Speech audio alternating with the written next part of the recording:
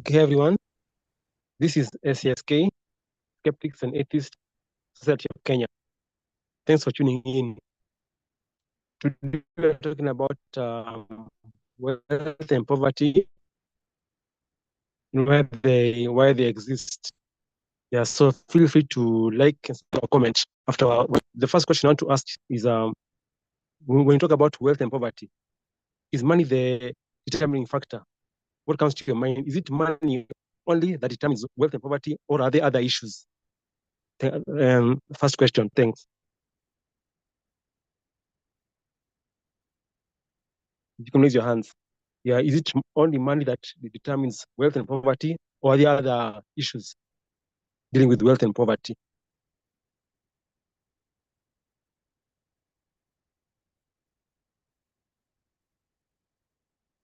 Maestro, can go. For me, of course, when wealth and poverty, of course, money is a deeper.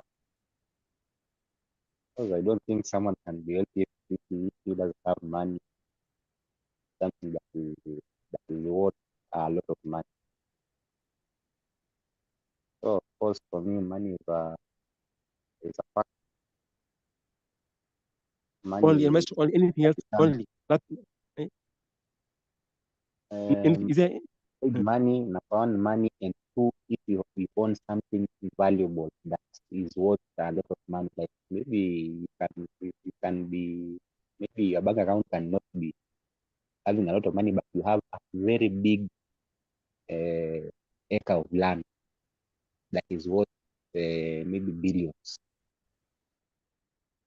That is also worth. It is not money directly, but it is if you calculate the value of that land and it reaches billion, of course, that is well.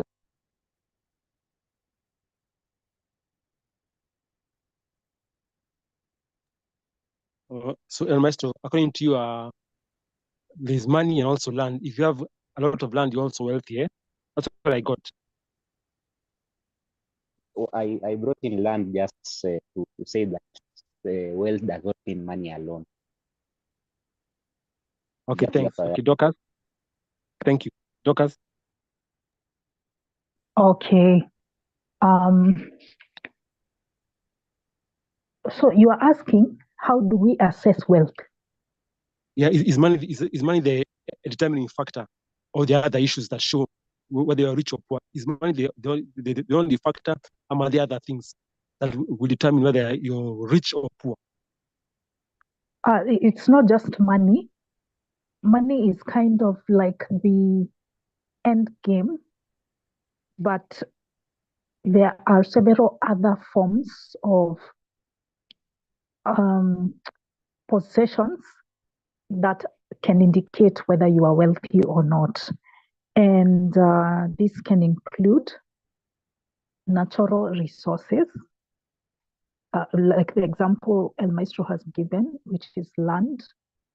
And it can also be mines, owning an area that is rich in minerals, and that can be for a country. A country can be wealthy, while individuals also can be wealthy.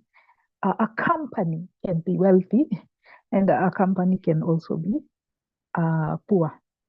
So, yeah, there can be natural resources. Somebody owns a farm, and here, by the way, with land, I have to add that it is what you do with the land. You have to make it income generating. So you may decide to lease it out. You may decide to grow crops on the land and you get something in return, or you may decide to keep animals there. Apart from that, you can also have assets, and these assets can include houses. Some people are into real estate, so they have a set of houses that are bringing income for them. You can have a business or several businesses. You can own several businesses, and those businesses are profitable, highly profitable. So that can make you wealthy as well. And another indicator could be different assets. Maybe they could be in the money market, things like shares. Maybe you own majority shares in very successful companies. You've invested in them, or you own other types of financial asset securities. Maybe they could be bonds or treasury bills. All of those can be other indicators of how wealthy you are, especially because they are earning an interest. You're getting paid for that investment that you have made. And then we can have things like machines, you can have vehicles. There are people who have lots of fleets of vehicles. They own a lot of cars. So in the event that you lose that position as a wealthy person, your vehicles can get confiscated. You can also have in-kind possessions, things like gold. Either it can just be the physical gold, diamonds, or it can be jewelry, highly valued jewelry, high carat diamonds and pure gold, or other types of jewelry that you can possess. So there are various ways. There are various ways of assessing somebody's wealth. Yeah, that's what I have to say for now.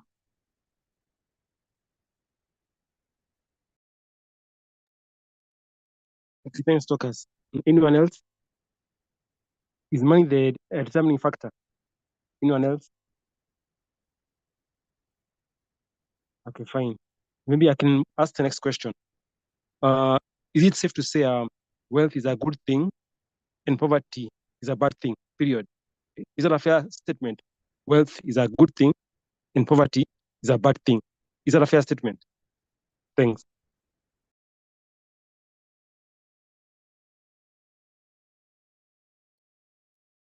Yes, Ndeve, go.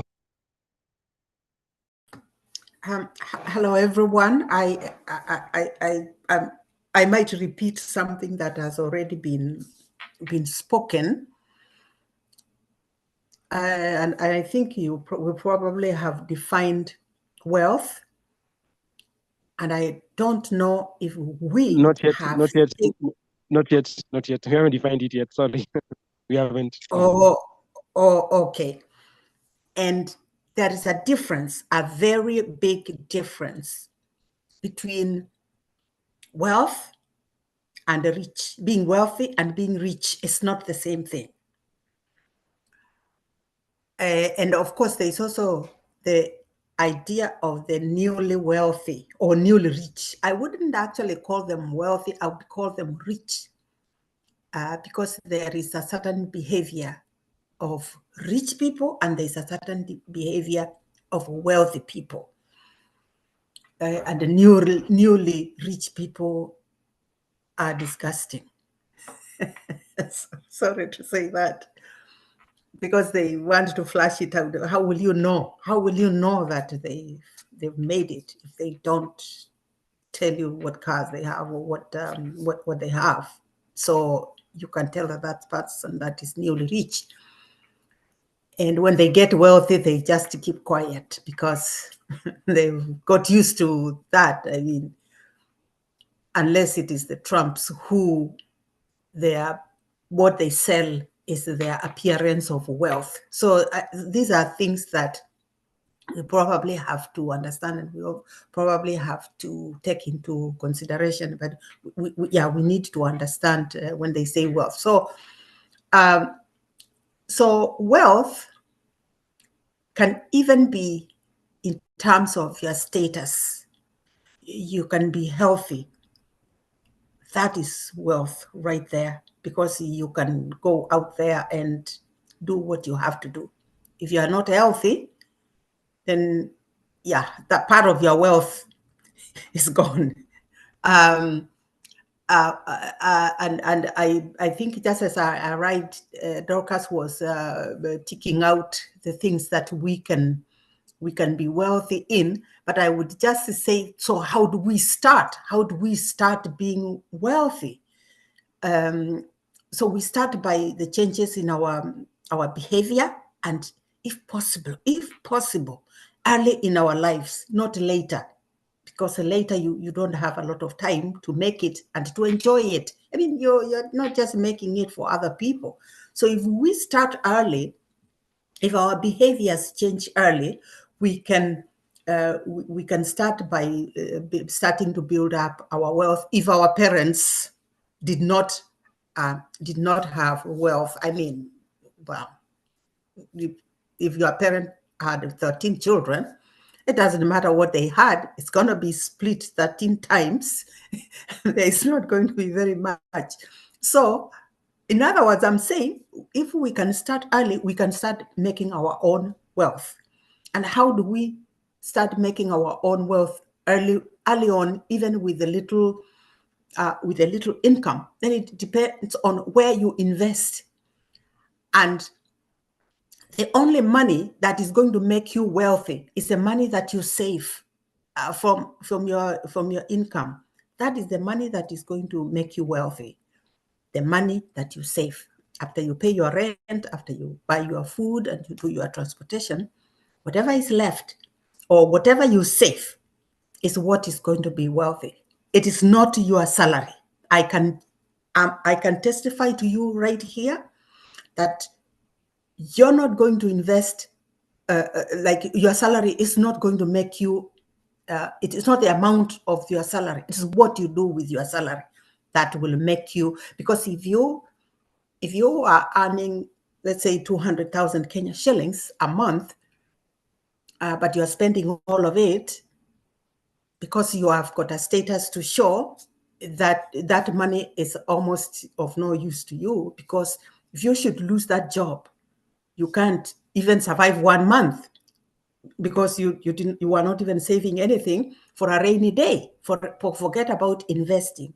So it is the amount that you save that will really matter in the creating of your wealth and making you survive a rainy day. In fact, sometime when you are saving for a rainy day, it becomes your wealth, because if that rainy day doesn't come, well, what happens to that money that you are saving for a rainy day? And so I am saying that any person that can't save for a rainy day probably will not make a wealth, because they will always be thinking that their salaries are too small for anything. So while you are saving for a rainy day, you probably could be building your wealth. So what are you going to do with that money that you saved for a rainy day? As Dorcas was checking off, some people buy gold. Gold is actually a very good thing to invest in. And if you are going to invest in gold, use gold bars. The coins are a little bit limited. So if you use the gold bars, that would be a good thing.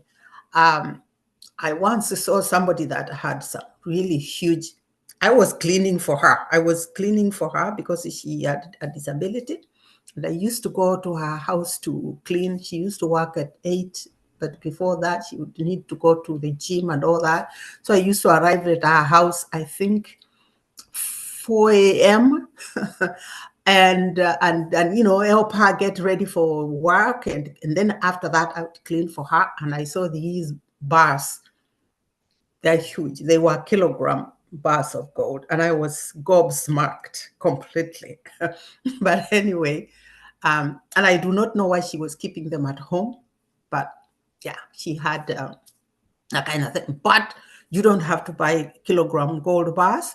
You probably can buy 1 ounce gold bars. The reason why I'm saying gold bars is because they are more, a coin is limited. The people who buy coins are coin collectors, but a gold bar can be melted and made into anything, into jewelry, while a coin If you melt a coin, you've lost its value because it was the mint made it as a coin, but a gold bar is more malleable. It can be melted down to jewelry, to make coins, to whatever thing that somebody wants to make. So yeah, so there's gold bars, there's bonds, and then of course there's real estate. And maybe I should leave it there because other people might want to talk, and we'll talk why real estate is good. It's a very good place to start.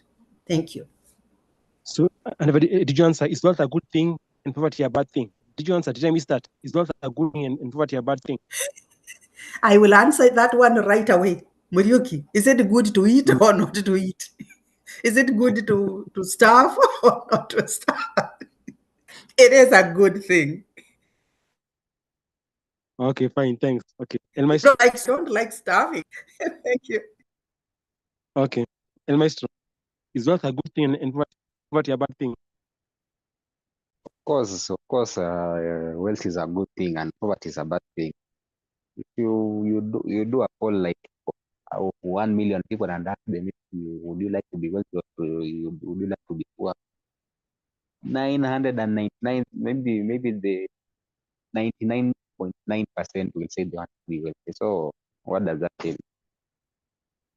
Of course, being wealthy is a good thing and being in poverty is a bad thing.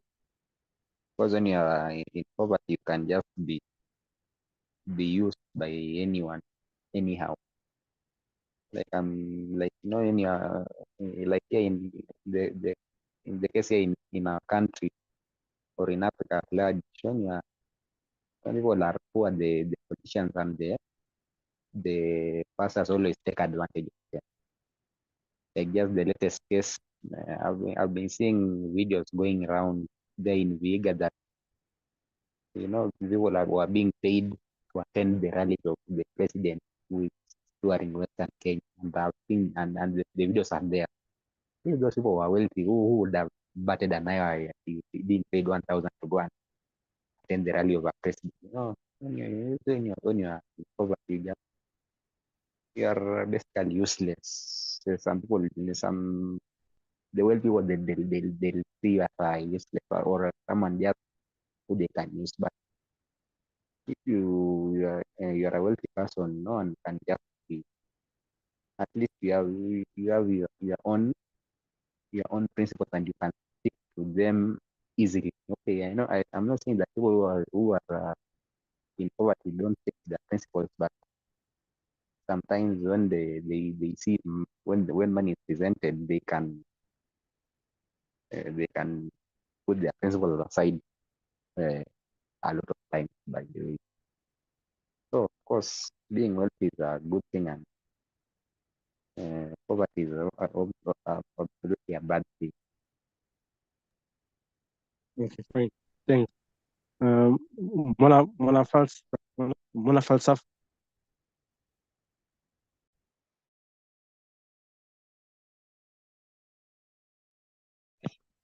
Okay. Okay.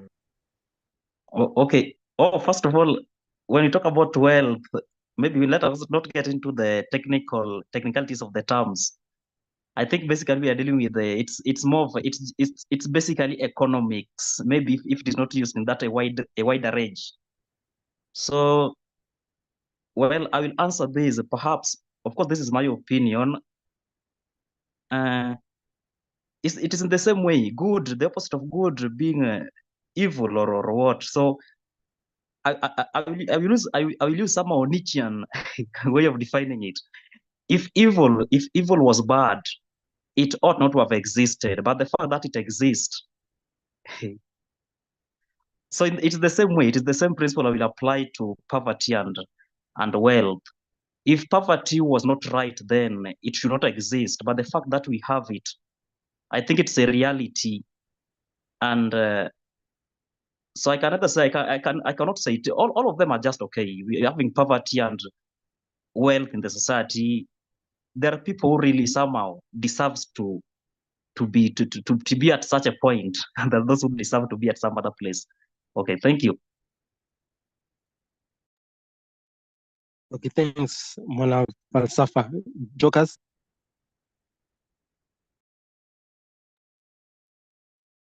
Okay, I wanted to make 3 points. First, I'll respond to your question. Then I will define wealth and poverty because I really think it's important to get the definitions right before Yeah, we okay. can have a Yeah, meaningful okay. discussion. Aha. Yeah, okay. And then Okay. finally, I will respond to something that Ndeve said. Now, is wealth a good thing? Is it always a good thing? For the most part, by and large, wealth is a good thing. Why? Because it enables you to meet your needs.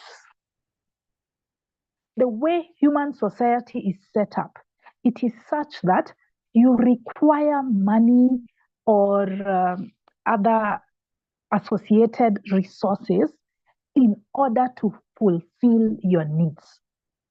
To put a roof over your head, to put food on your table and that of your family members or your dependents, and to have clothes on your back, to be able to afford a quality medical care.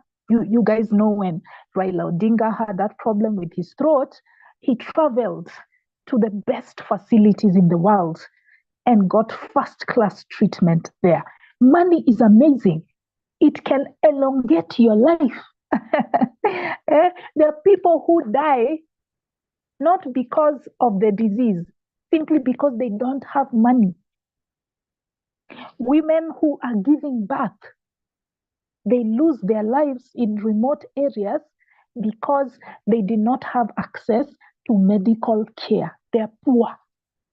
But when you are wealthy, at least you can have the best that money can buy when it comes to preserving your life, your health. Wealth is also important in giving you convenience. You don't wait in line for the matatu. You don't experience the hooting, all the time wastage, and the nasty smells. Kwanza for our vehicles, these ones that come to KU, they are hidden somewhere near Odeon. So they are usually feces and urine around where we stand when we are making the line to enter a public vehicle. But if I had my car, I'd just be enjoying the cool air of my air conditioner. When you go to a bank or when you go to any other institution, you are given priority because you are making the money. Yeah, even in social circles, people treat you like a demigod. Your family won't even start a meeting without you if you are a millionaire, or at least if you are reasonably wealthy.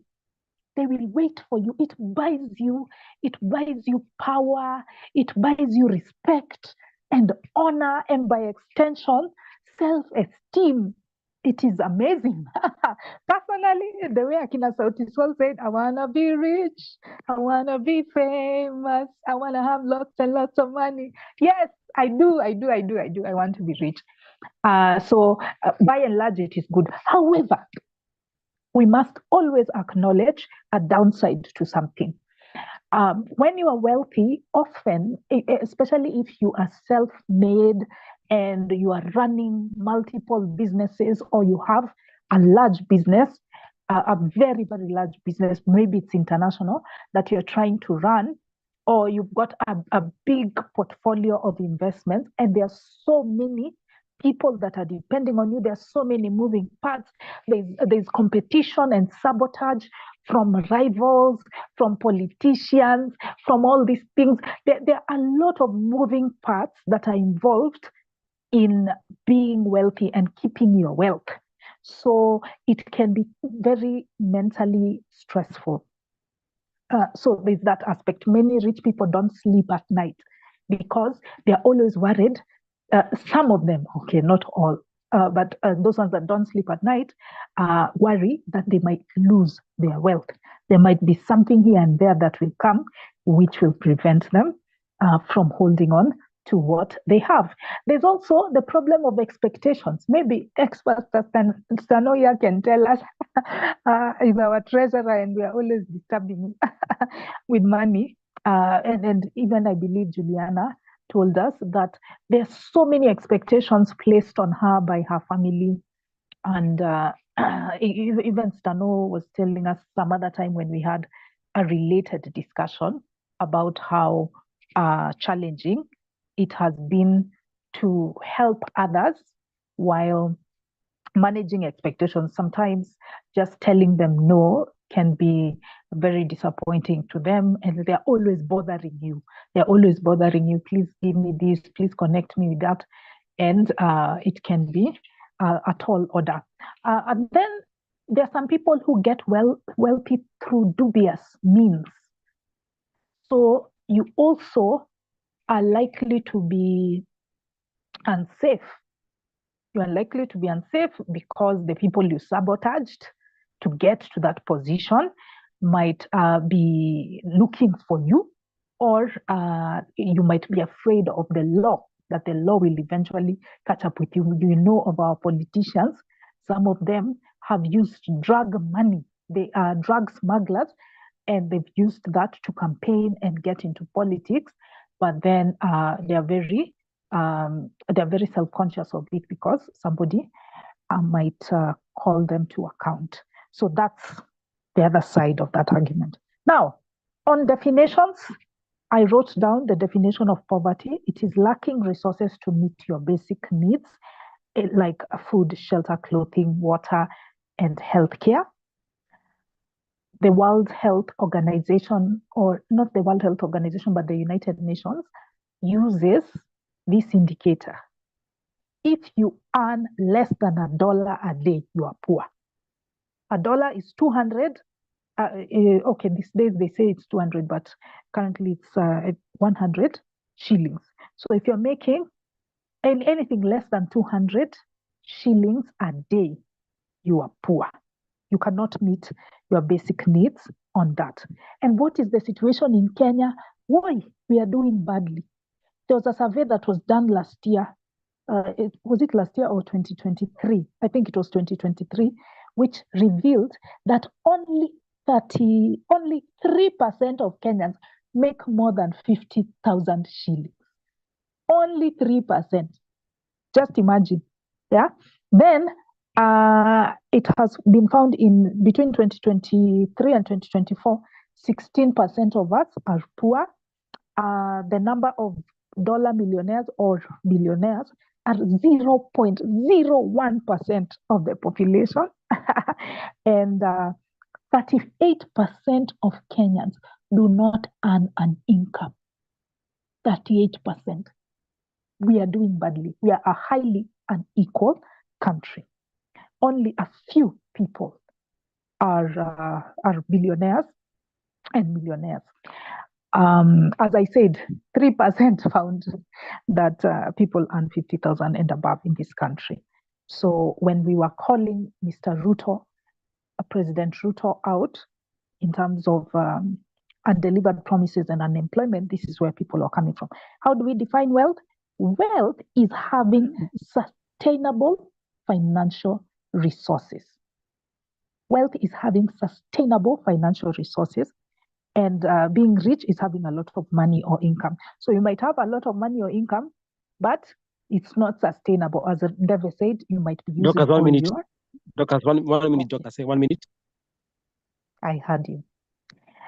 So finally, on that comment which David made, I think, David, that was profound. The contribution you made on how can we become wealthy, I think it is at the heart of the matter. In fact, Steve posted on the group, he hopes by the end of this Zoom meeting, he will become a millionaire. He will learn how to be a millionaire.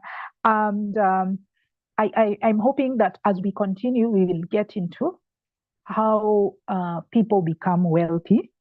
Because my time is up, I might not be able to discuss the details, but I think it is important for people to invest the surplus of their income.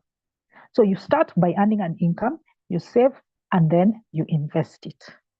So what you invest in is now where the rubber meets the road. We'll get into those details later.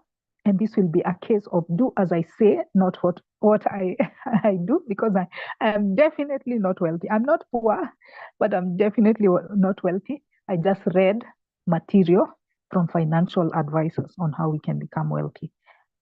So let me stop there. I look forward to also understanding why, to answering the $1 million question of the topic, which is why are people poor and why are some people wealthy? That is at the heart of the matter. Before we even getting into why, how to be wealthy, first we need to understand why. Thank you. Okay, thank you, Dorcas. This is like a fun question. I'm curious to hear your answers. These guys who live in South Africa, the Kalahari Bushmen, they live in the bush. They don't wear clothes, but they eat well. They are healthy. They survive on eating wild things. Even the Maasai live and they survive well. So, question is: are the Maasai and the Bushmen of South Africa, are they rich or poor? I'm curious because they eat well, they live well. So, are they rich or poor? The Maasai and the Kalahari Bushmen, is that wealth or poverty? Thanks.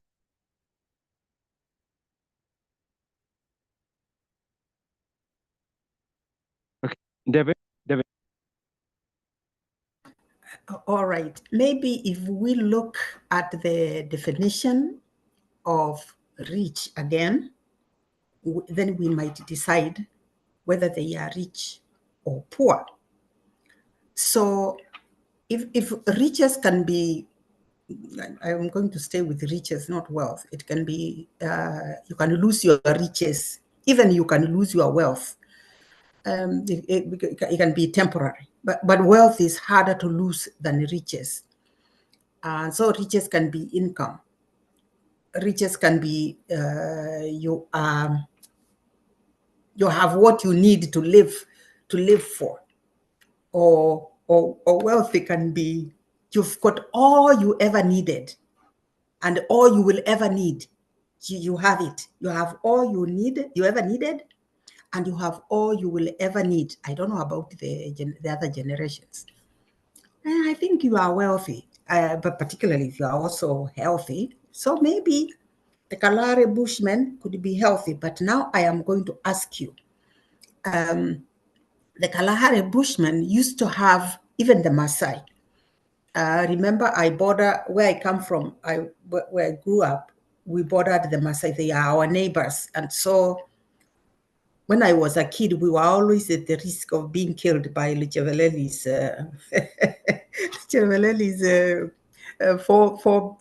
forefathers. But now you have to consider yourself, the environment that you are in, and you are calling yourself wealthy, and it is very fluid, it is changing very fast. You have to look at it like if you put a shilling millionaire in New York, he will not be as a millionaire anymore because the environment is not suitable for his shillings. It's also the same as the Kalahari person. Things are changing. He doesn't have as much space because he used to have a lot of roaming grounds, and didn't have to worry about his children's future, his children going to school. I don't know what kind of wealth that you are talking. He cannot stop the march of time.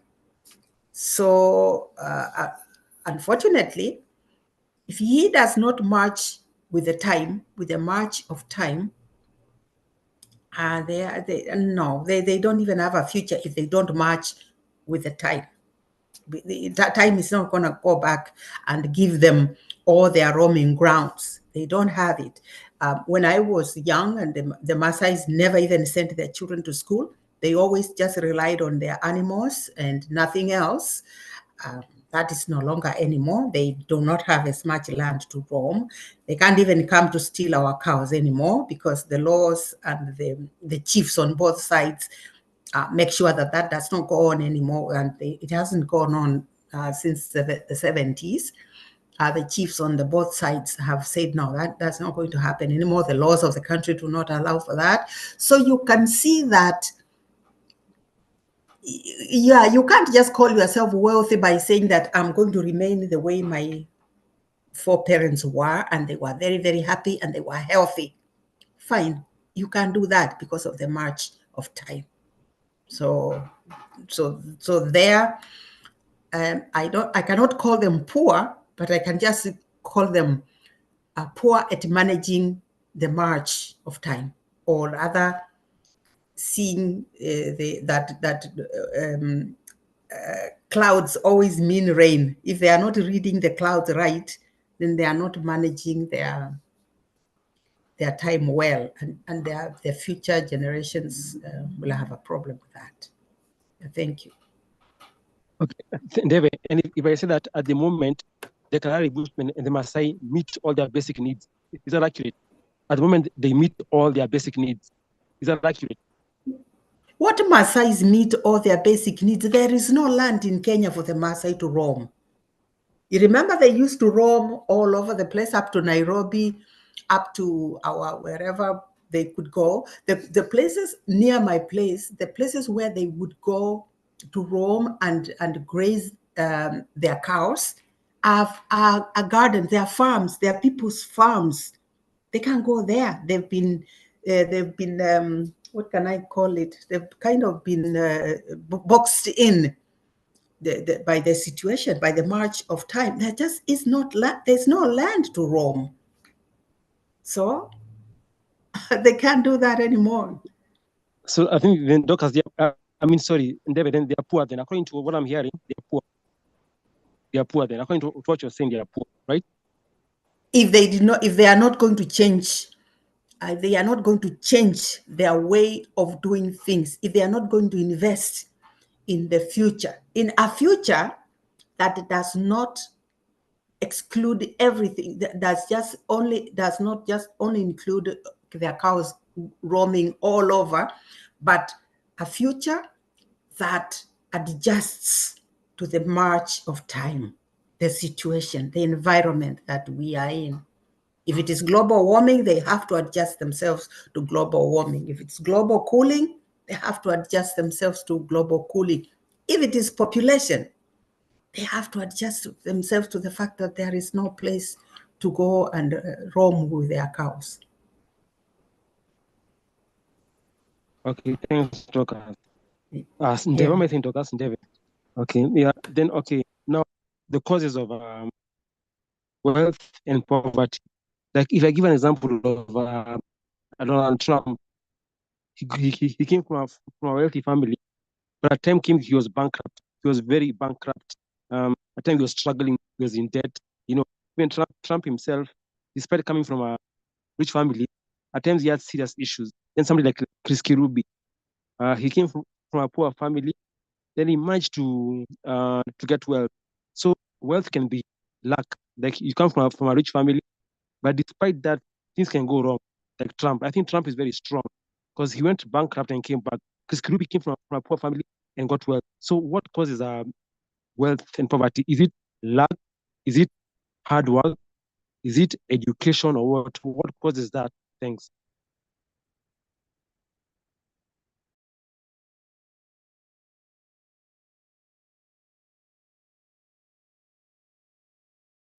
Yeah, you can raise your hands.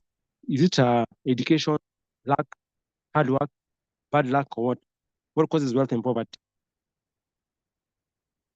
Mwana falsafa. Well, in my opinion, it is basically of course luck has something very little to do with it, but more it is intelligence, and I'm using intelligence in a very wide sense. It involves just your natural intelligence and ability. Like the way you said, Trump, there was a point he was bankrupt, but what made him come back to, what made him to make more wealth again? What made him to bounce back? It is his ability, his intelligence, and all that. That is what actually made him to be where he is. It is the same way with the same person. There's a Chris Kirubi, born in a poor, somehow a humble background, but through his ability and all that, of course, the environment also favoring all that, he later came to make such a profound amount of wealth.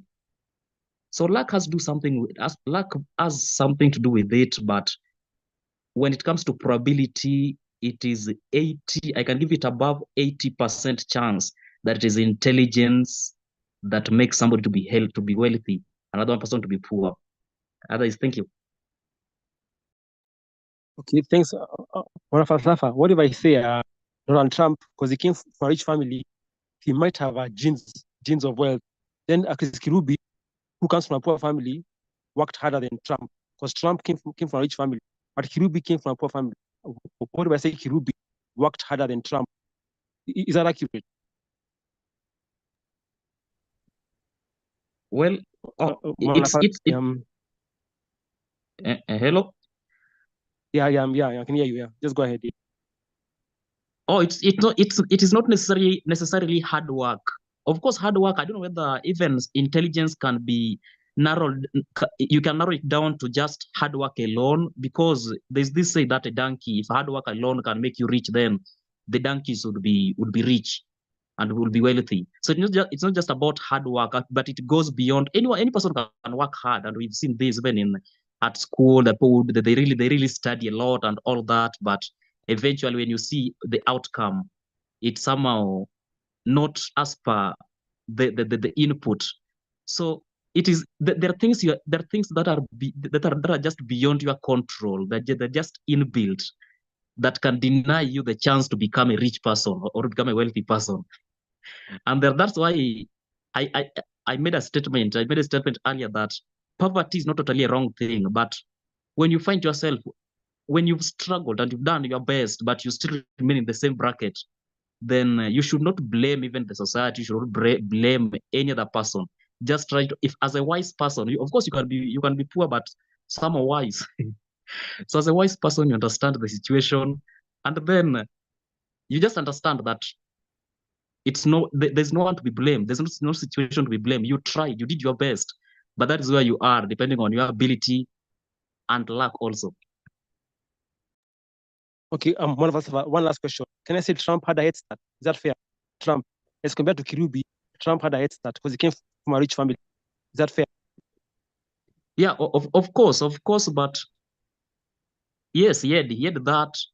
But I always believe that as long as you are for instance, as long as you're a lion, there's a even if even if you've been rained on, as long as you are bright, they say no, you can't light a lamp and put it under a bed.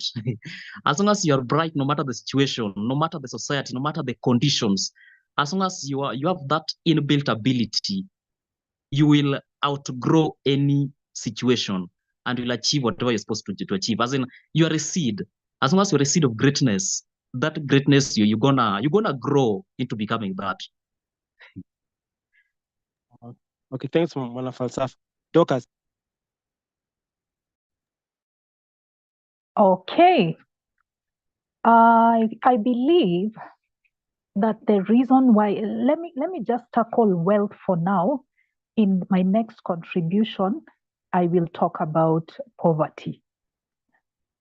I believe the biggest indicator of whether you will be wealthy or not is your parents' wealth or generational wealth.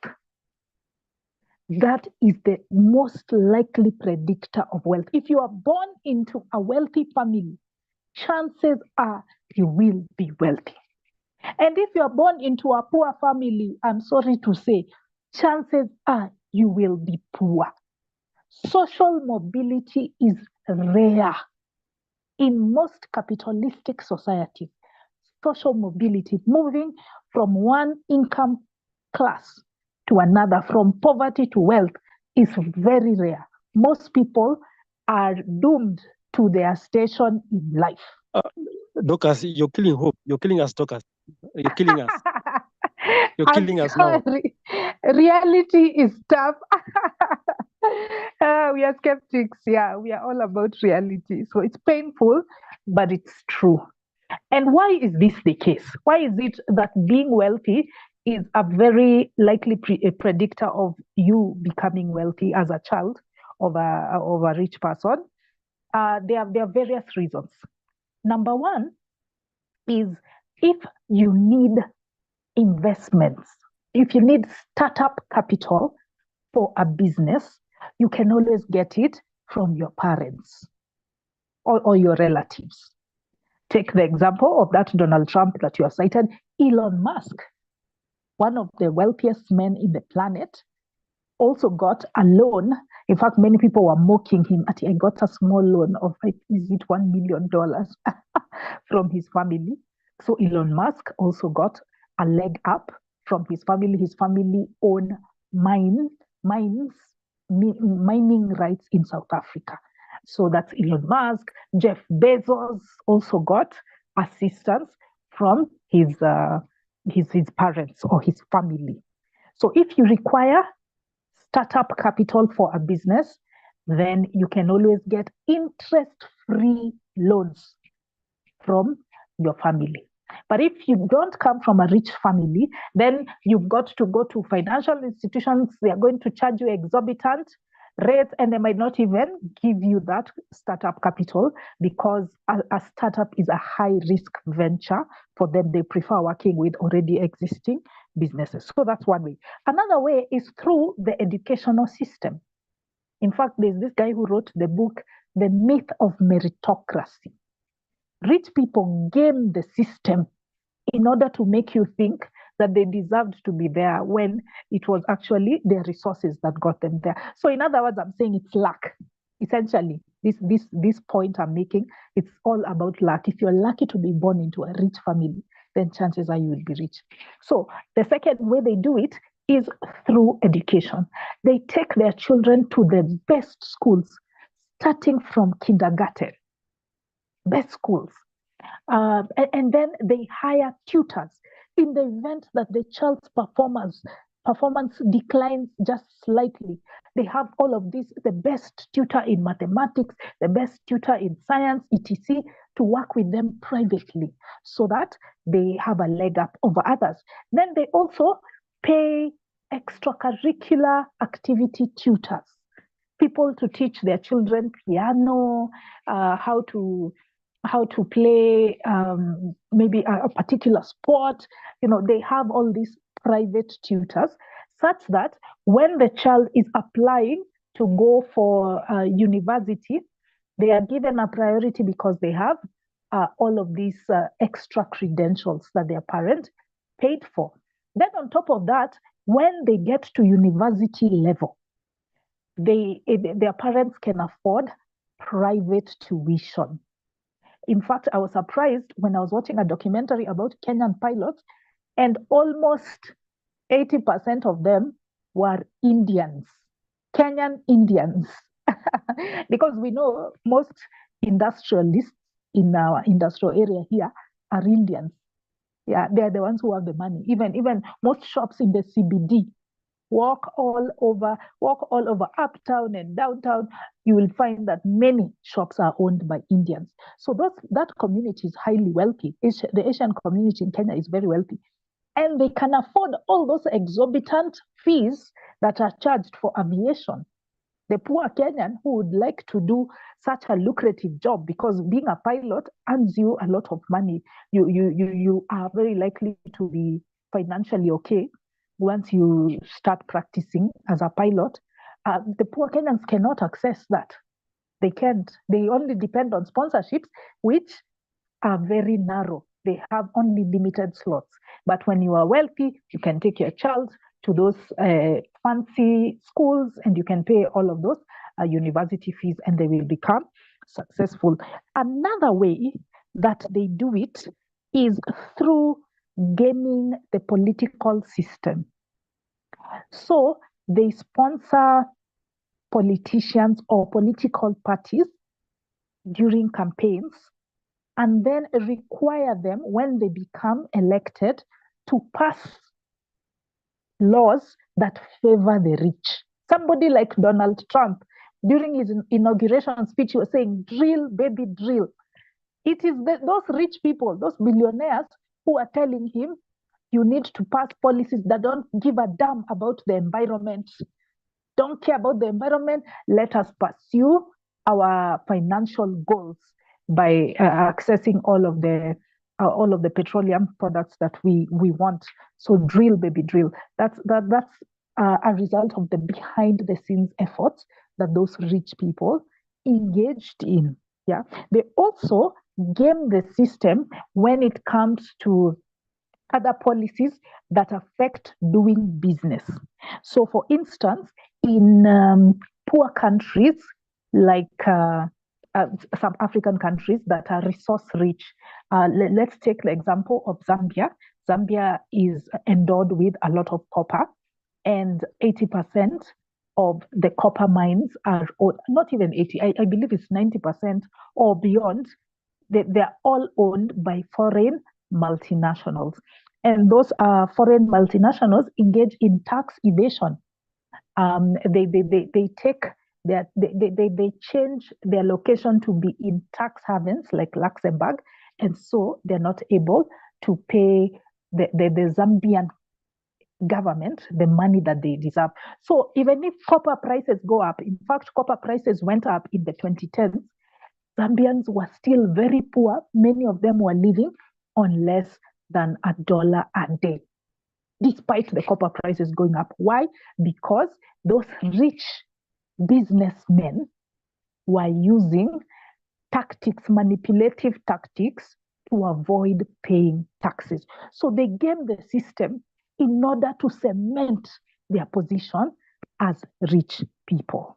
So let me leave it there, and I will come back with aspects to do with poverty and then why people are poor. Thanks, Lucas. El Maestro.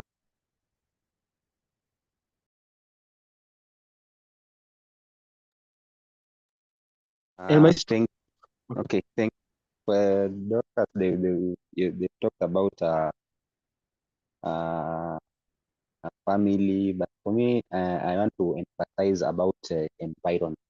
I want to emphasize on environment for the country where you are born in. When you are born in Kenya, and someone else who is born in England, born in China, you know, an average there is a higher chance that someone who is born in China, an average person who is born in China might become wealthy. A very, very big higher probability that someone who is born in China, average, not in from an average family, will become wealthy more than in Kenya. And it's because of priorities. You know, actually, the first thing are priorities. Like now in China, I always hear the even these things that we export from we import from China. A lot of them are made by students who are in high school. It's like maybe our education system, or is it China has resources, or what, I don't know. But maybe the education system is working, but ours is not. Secondly, also, you know me, I'm a big fan of football, so I want to also emphasize on football. Like here, if you look at an average footballer in that plays in Europe or in America, an average footballer in Europe or America is paid around 60,000 pounds. 60,000 pounds, if you convert into Kenyan shillings, that is like 9 million. 9 million Kenyan shillings per week, not per month, per week. But you know now a lot of countries like in South America, in Europe, if a child is not able to, maybe he's is not good in education, they focus on things that can do. You can do like football, and that's why a lot of footballers who come from South America, they are from poor families. But just through football, they make their families well because of football. That means what? Our priority is like when you here in Kenya, you some people are elders, you cannot perform well in class, you are like you are a useless person in this society. But in other countries like in South America, in Europe, they focus on things that can do good. That's why a lot of players, a lot of people in South America become wealthy through football because yes, you cannot do, you are not good in education, but when it comes to football, you are good. They focus on you, and that's why a lot, and I'm telling you, a lot of footballers in South America and Europe, they came from poor families, but they ended up they are now wealthy, even wealthier than people who are businessmen or what. Okay, there's this thing that says I don't know, there's no one who has ever been employed and become wealthy. There's no one who has ever become wealthy through employment. But about footballers. Footballers are employed by their clubs and they earn millions. Even those millions are even more than someone who is doing a business. So that can be an exception. So we want to focus on. I want to focus on the environment where you are born in. Where you are born is highly likely that someone who is born in South America or China will become wealthy, or Europe will become wealthy than someone who is born in Africa. Sadly, that's the reality we are living in. I have to emphasize on that environment. Yeah. So, Maestro, are you saying sports can help to eradicate poverty? That's what I heard from you. Yes, Sports can help to eradicate poverty. Of course, it can. It can help to eradicate poverty. It can. Like here in Kenya, I know we are good in athletics. We are good in athletics, but I think even we can also be good in other sports. If you look at some of these athletes, the money they get from Azrael, please mute. We are getting feedback from you, Azrael. Athletes, the money they get from those races. Some of the athletes, they come from poor families or just families that are middle class. They can build some of them, not all of them. Some of them are built through sports like jogging, really jogging.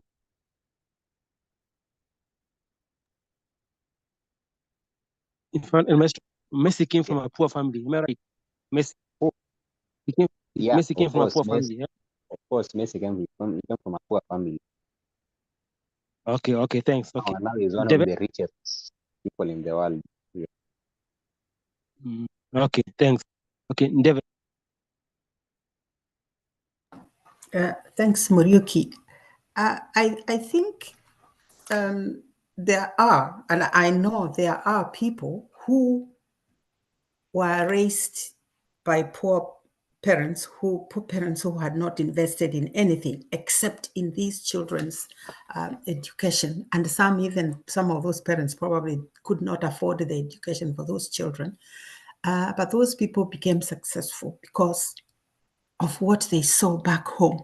They just didn't want to belong in that kind of environment. So that environment that they were born in or they were raised in was a force to push them to do their life differently. So I think there is a big mixture of places where people come from to do their investment. And I think it might have to do with an individual's mindset. So we have a person that is going to remain poor because their mindset, or there isn't anything in their mind that has hit them or propelled them to start thinking, to think, or maybe how is that Asian has got a shop? How about if I had a little shop somewhere at the corner? How about if I did this, or I did this, or I did the other?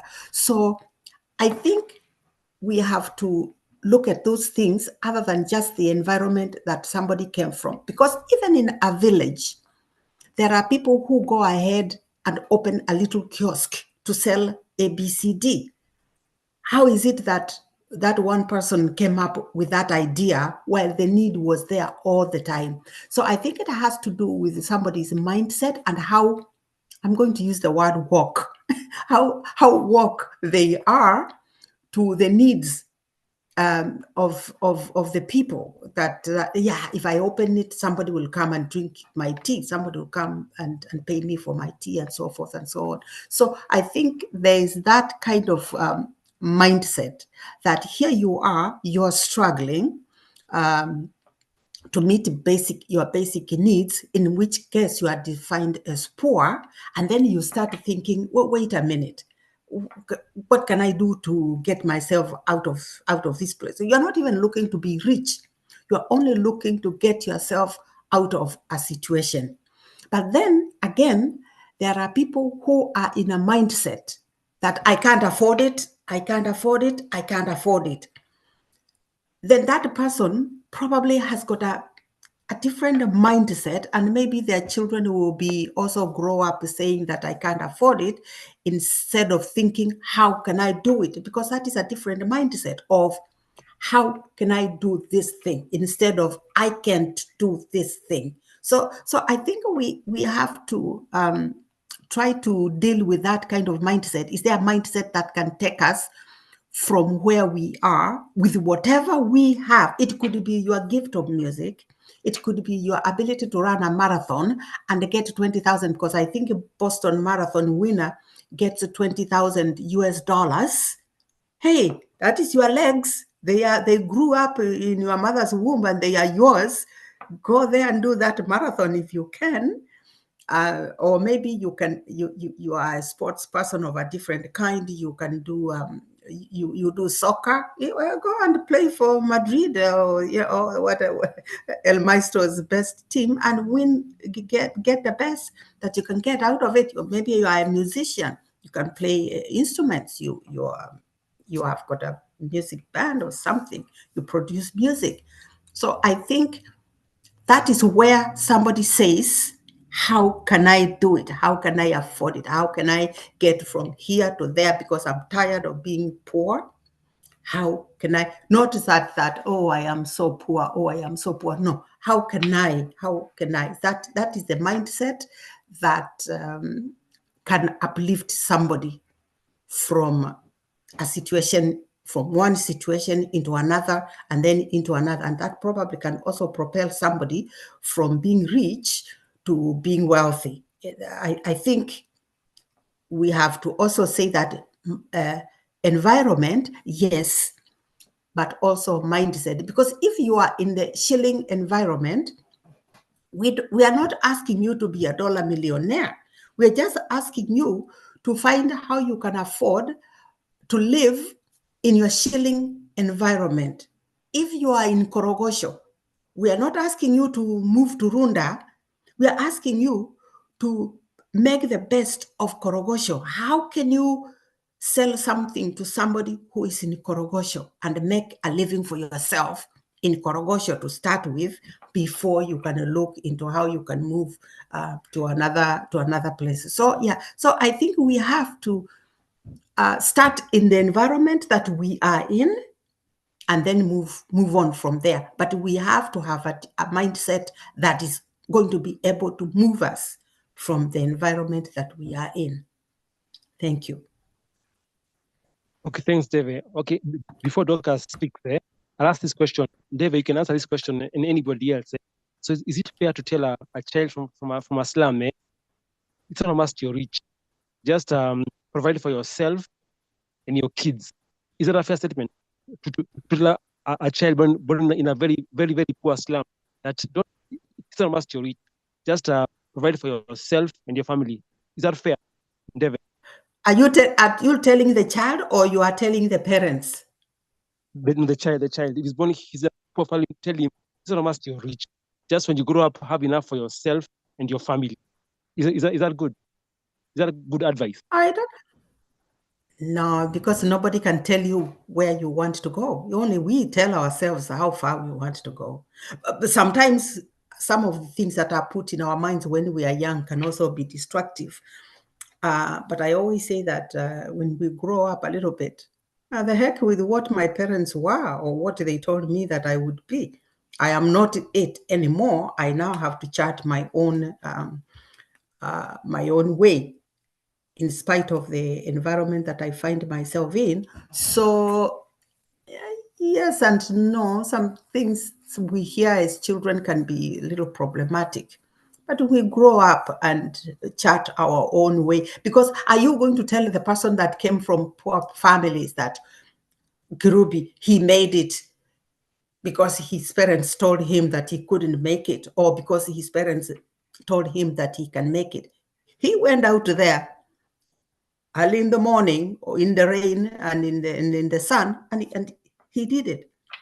I don't know what part his parents played other than make sure that he didn't starve as a child. I think that is what the biggest thing that the parents can do is make sure your child does not starve as a baby. And then give them their feet and to go. And if you can educate them, that is even a bonus. And then the kid has, at some level, the child is on their own. They have to go there and make it or break it. That's you are lucky if your parents can give you a loan, but you can also be given your $1 million loan and blow it up like Trump. You know, doesn't mean that because you come from rich parents, that when they give you that first installment, that you are going to use it, you're going to use it well. You could be a kid from a rich family that is only being supported by that family, nothing else. They have got a $200,000 miara, but their job, they don't have a job to support that miara, but they have to support an appearance for the family has to keep that appearance. So the family is paying for that appearance. Not because that kid is making any money, but the family is paying for that appearance. How much do you think it costs people for Trump to appear wealthy? It's not cheap, but I don't think he's making money to appear wealthy. Some people are paying somewhere because he's cheating here and there to appear wealthy. I wouldn't dare do that. I wouldn't be allowed to do that, but he can be allowed to do that, to cheat. As in David, what I meant, you mentioned Korogosho.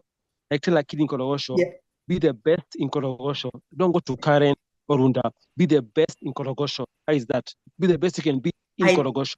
How is that? I didn't say he shouldn't leave Runda, because once he outgrows, if he makes a big, it becomes a big a store, opens a store that becomes a big retail store in Korogosho. Well, guess where he is going to end up? He's going to end up in CBD or somewhere in industrial area or somewhere selling wares, mabati and all this building equipment. But he started in Korogosho. He just outgrew Korogosho. Where would he have started? Could he have started in industrial area with a big warehouse? No way. He had to start in Korogosho with probably a kiosk, and then they got bigger and bigger and bigger, and then he just spread. He has got this, and he has got this, and he has got the other. We have a lot of stories of people who have how they have been, how they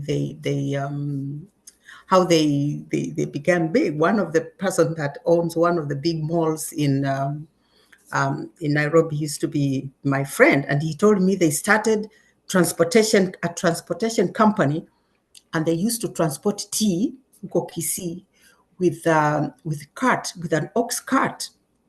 And before you know it, I mean, by the time I met him, they had a few things with which they were transporting tea, and he was strategically placed because when I met him, he was working for Central Bank. So now there he had access to loans. But even before he had access to loans, they were already on their way. So you are going to start where you are, not where you are not. Thanks. Okay, thanks. Is that clear? Thanks, Is that clear? It's clear. Yeah, I get clear. Thank you. I get clear. Thanks. Okay. Yeah, Doctor. yeah. Yeah. Okay. Thanks. Doctors. Okay. Let me start with your question. I think it's not our place to limit children. Children can become successful beyond our wildest dreams. Some people show you pictures of how they used to live as children, and you want to pinch yourself. So personally, I wouldn't limit them. In fact, I would encourage them to get out of the ghetto, not to get out of the ghetto, but to show them that there's another world out there. I would like to expose them to other children, other people with other lifestyles, so that they are at least aware that such people exist, and they're black like you, they're Kenyans like you and me. They have blood running through their veins, just like them. I think we need to encourage growth and success. Now, I wanted to make two more points on why people are poor or rich. And the first one piggybacks from where Devil left off. Yes, in as much as we've spoken about the external factors, there are also internal factors. There are also personal decisions that people make which contribute to their wealth or their poverty. One of them is a saving culture, having a saving culture. If you are someone who doesn't save, you blow all your income, even if it is a 6-figure, 7-figure income. If you're using it, by the way, money is so finite. You know, people here, hey, he won 100 million shillings. And you're thinking, wow, that money will never end. It can end. It can end. Look at Samuel Wanjiru, the late. He made close to that amount, 80 million Kenya shillings. It was 1 million US dollars, and the exchange rate at that time was 80 Kenya shillings per dollar. So he made 80 million shillings in one competition, one marathon. But the guy blew it in less than, I think it was 3 to 5 years. He blew it all. He didn't save or invest the money. He was going around his village, going to the market, driving through vendors' properties, and then throwing fresh 1,000 shilling notes at them. He used to go to the bar and tell everybody at the bar, all drinks on me. He used to pick somebody to go to the ATM and make a line for him, and then he gives you 10,000 as a tip. He was so extravagant, and that's how he blew his 80 million. Money is finite. So if you don't exercise good financial decisions, then chances are that you can become poor. And Doctor, sorry. in life, Doctors. How did the case go? The case of murder. Sorry, the case of Wanjiru, the murder case. How did it go? I lost track. The murder case of Wanjiru. I believe it is yet to be decided. It hasn't been finalized yet on whether it is his wife that killed him, that pushed him from the balcony or not. At least according to the the documentary I watched Okay, thanks. some Okay, months back. Yeah. okay. So yes, your saving culture. Additionally, there could be some people who don't get insurance. You don't get health insurance. You don't get emergency insurance or business insurance in case there's an emergency. Ex-Pastor Sano here was saying sometimes you can have a business and then there's a fire or you undergo an accident and that sets you back. There are market solutions for such disasters in the form of insurance packages. So if you have insurance, they can assist. Even health. It is said that the average Kenyan is just one medical disaster away from poverty. Medical disasters really take a lot of money. So if you get good health insurance, then at least that can tide you over. There are also people who don't live within their means. They borrow too much.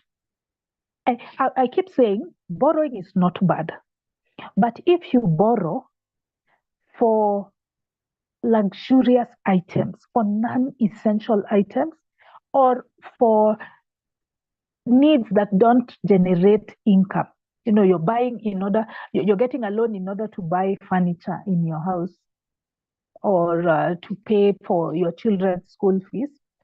I think that it might not be sustainable. You need to plan ahead when it comes to that, or just live within your means. Don't get loans from these mobile loan apps in order to go out. Stay in. It won't kill you. Yeah. So there are people who do that and they find themselves drowning in debt. Debt can literally bury you, drowning in debt, and that's a problem. Then there are people who are gamblers. We talked about this topic sometime last year. So if you gamble away your money, obviously, you will become poor. There are people who are drug addicts or alcohol addicts. They make a lot of money, but they blow it all on these unproductive activities. It's too bad Maurice is not here. Every time somebody touches alcohol, Maurice doesn't want to hear it. And finally, I would say there are people who just lack financial knowledge. That could partly be because of the environment in which you are born. So nobody ever taught you. Think of the Indians. Those Indians start taking their kids to their businesses in their teens, even pre-teens, so that the child is aware of how to run this business. So some of us don't have that advantage of having business mentors or investment mentors. So it doesn't have to end there. You can educate yourself. The world's knowledge is at your fingertips. You can educate yourself on how to make money in this economy at the moment. So just that lack of knowledge can lead to poverty. Now, let me also talk about another different point. So that one is internal. It is a personal decision that somebody makes.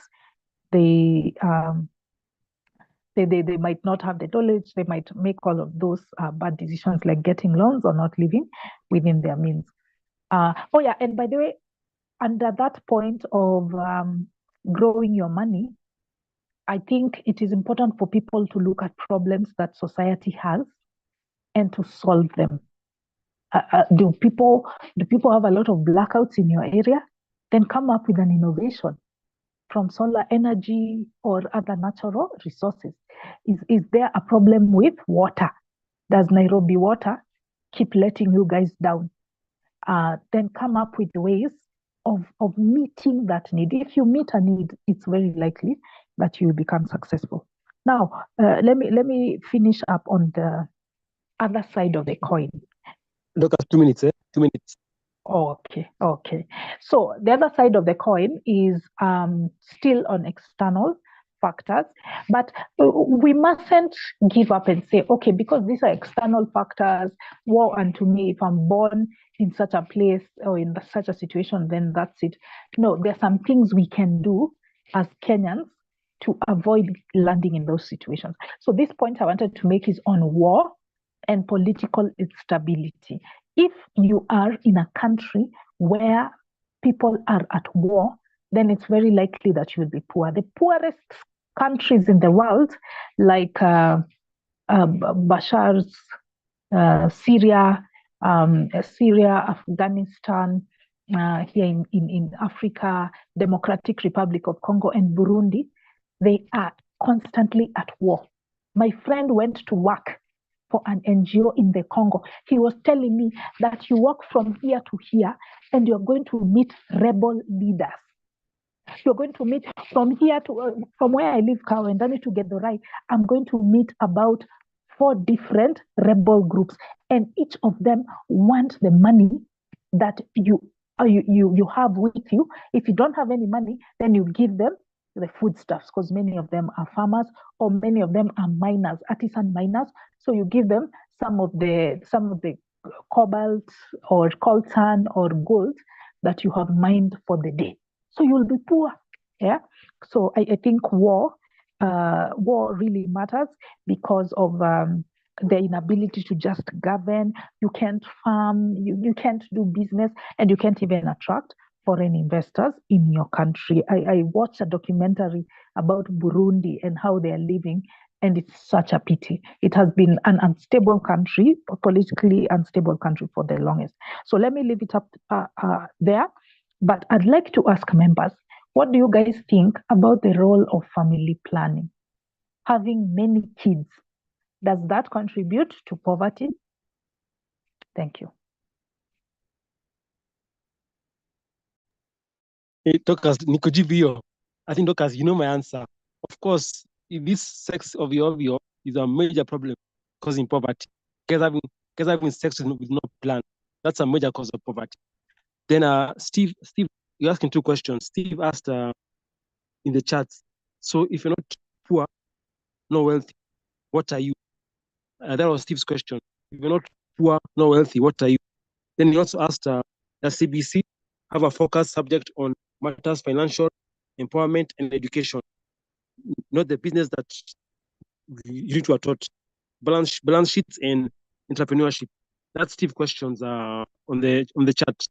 So Steve, can you answer? Talk more about that, Steve.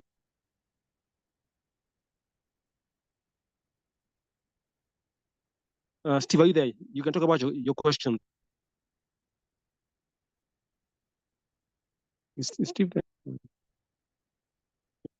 I think Steve. Okay. I think he's not there. Okay, fine. Okay, now Doc has mentioned about rebel leaders. Now Africans, what's the problem? Is it colonization? Is it slavery? Is it our leaders? Because of course Africans, we are not all of us, but we are a poor continent. Is it leadership?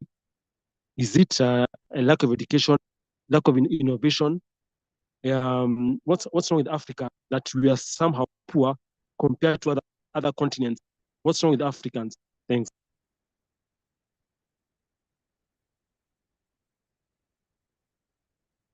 Okay, David, you can go. Thanks, Muriuki. I'm not going to say Africa is a poor continent, because if you look at America, when the people moved from wherever, from Europe, from Britain, and came to America, they found a continent that is rich in resources. The same thing with Canada, it's rich in resources. I do not think that North America or South America is richer in resources than Africa. So we have to find the problem elsewhere. And that's why America looks as if they are ahead. They are only ahead because they have got a lot of resources. Even now in America, there's a lot of resources because it's a big land mass. There are all sorts of different things that have not yet been exhausted. Kindly, Endeavor, allow me to interrupt you just a bit. I wanted to expand on my question I asked people, is there a correlation between poverty and the number of children you have? And then if people think there is, why is it that poor people tend to have many children? That's the other thing I want to hear. Thank you. Okay. I'll try to see if I. Dog has too much sex. Dog has too much sex. Thanks. There is no correlation between sex and it's not. Children are not caused by by much sex. It doesn't mean that. No, Muriuki, no. No. It doesn't go that way. Otherwise, we would be having some of us would have million children with the people that well. Anyway, never mind. Yeah. So, in as far as the numbers of children is concerned, I don't know whether it's just being informed or not having the time for those children. That's why people do not have them. It's not the resources, or it is just one resource, and that is time. That you feel that you will not have time for this child if you are both working. If husband and wife are working, even if they are very, very wealthy, like the Trumps. Let's take the Trumps. They are very, very wealthy. Even the wife has got all the time in her hands, but she decided there are only one child. Well, I don't know. It's probably time. They decided that they didn't have time for that child. But now, in my village or in whatever village, in rural areas, you find people have children that they can't even feed. It is because they have not realized that they can have sex without having children. It's not because they love children. It's because they have not realized that they can have their pleasure without any guilt at all. I don't know what it's going to take to let them know that they can have all the pleasure they have without feeling guilty and producing children. That is the only problem. They produce children because, they have got this Catholic thing that, if you use condom or whatever, you're not doing the work of God, which is just absolutely nonsense. Otherwise, people who are over 50 would not be messing around. And why are they messing around? And they can't have children? The same people who will tell a young couple not to use a condom, whether it's a priest or it is their father-in-law, mother-in-law or something, they are messing around. But they have not occurred, it has not occurred to them that you guys are messing around and you're not producing any children. It's I don't know, am I oversimplifying it, or it is just as simple as that? If it is good enough for you without producing children, it is good enough for the 20-year-old couple to have fun and not produce children. So yeah, so that's so I'm going to leave it there. I might put in another point later. Thank you. Did you read about Africa and David? The African part, where Africans appear poorer than Africa being poorer than other continents. We are wealthy. We have got all the resources. We have more resources than anybody. So we are technically we are not poor, but mentally we are poor. That is the only place where the poverty is, in the mind, and it is the worst place for somebody to be poor, in the mind. So, David, how about the foreign countries? Are they keeping us down? The politicians and the foreign powers, are they contributing to keeping Africa down? Do they contribute to our poverty? Politicians and the Western world. And this is just the crude, this is how crude and rude the world is. If your neighbor or even your friend, if they can benefit from keeping you down, they will do that, even if they are your best friend. If they can keep you down to get themselves a level higher, they will do it without batting an eyelid. So hey, the people out there, China, Europe, America, whoever it is, everybody is just going to keep Africa down and give you cheap prices for your produce, and to tell you it is not worth It's like but I don't know if you have ever bargained for bananas in the market and say, those bananas are not even ripe. Hey, you just wanted to take the bananas for a cheaper price. Yeah, so that is exactly what, and then we probably don't have very good people doing the bargain for us against the other. Yeah, they will take something on the side and sell the resources cheap. So yeah, until we decide that we want to be wealthy, we're probably going to remain poor. So, Ndebe, who's worse, our leaders or the foreign powers? According to you, who's worse, our leaders or the foreign powers? Who's keeping us down, really? Is it ourselves? Are we our own worst enemy amidst the foreign powers? Yes, because just as I said, my best friend, if they can get one foot up by putting me down, they will do that. And it is that even myself, I will do that if I can if I can step on them, on their back to get one level, I'm going to do that. It's crude and cruel, but that's how it is. So for the foreigners to do what they do to us is what we would do to them if we had the mind to, and that's what I would like to do to them. I would like to step on them and say, hey, my turn. It's my turn, mister. Bend over. I'm going to climb over you and get where I have to get. So if we have not realized that that's what we need to do, that is not their fault.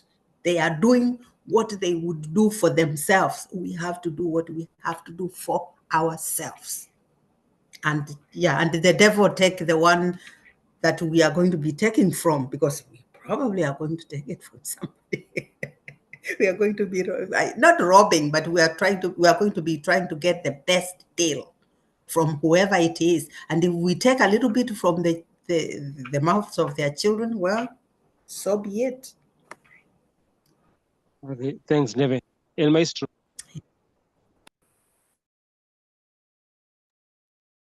Okay, thank you. And I think I agree with a lot of things she has said, and I also want to add on to that about Africa.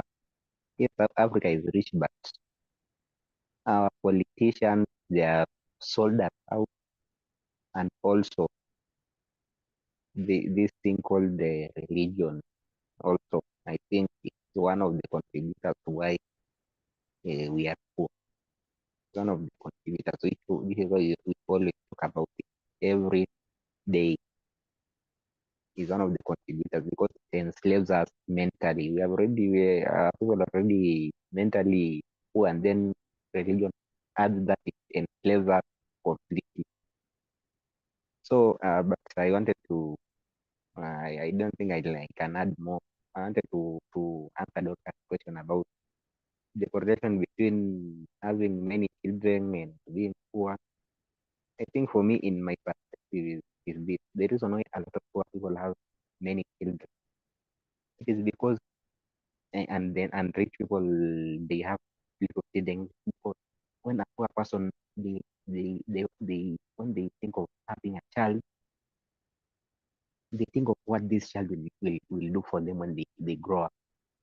But when a rich person wants to give a birth, he thinks about what he will do for this child when this child has grown up.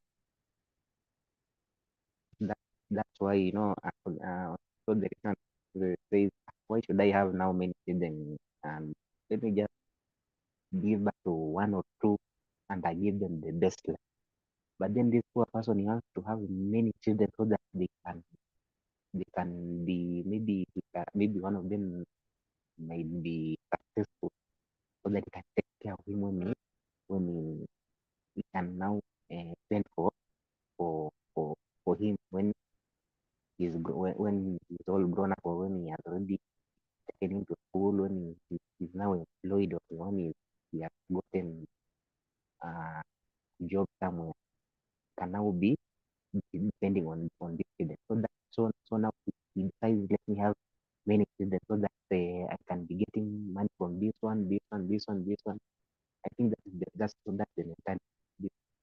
That's the mentality these poor people have when they want to have many children. They think of what these children will do for them when they are grown.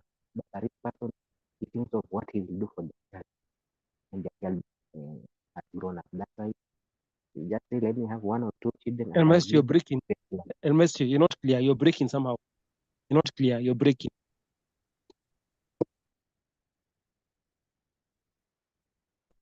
I've said about poor and rich people. Yeah, that's better now. That's better.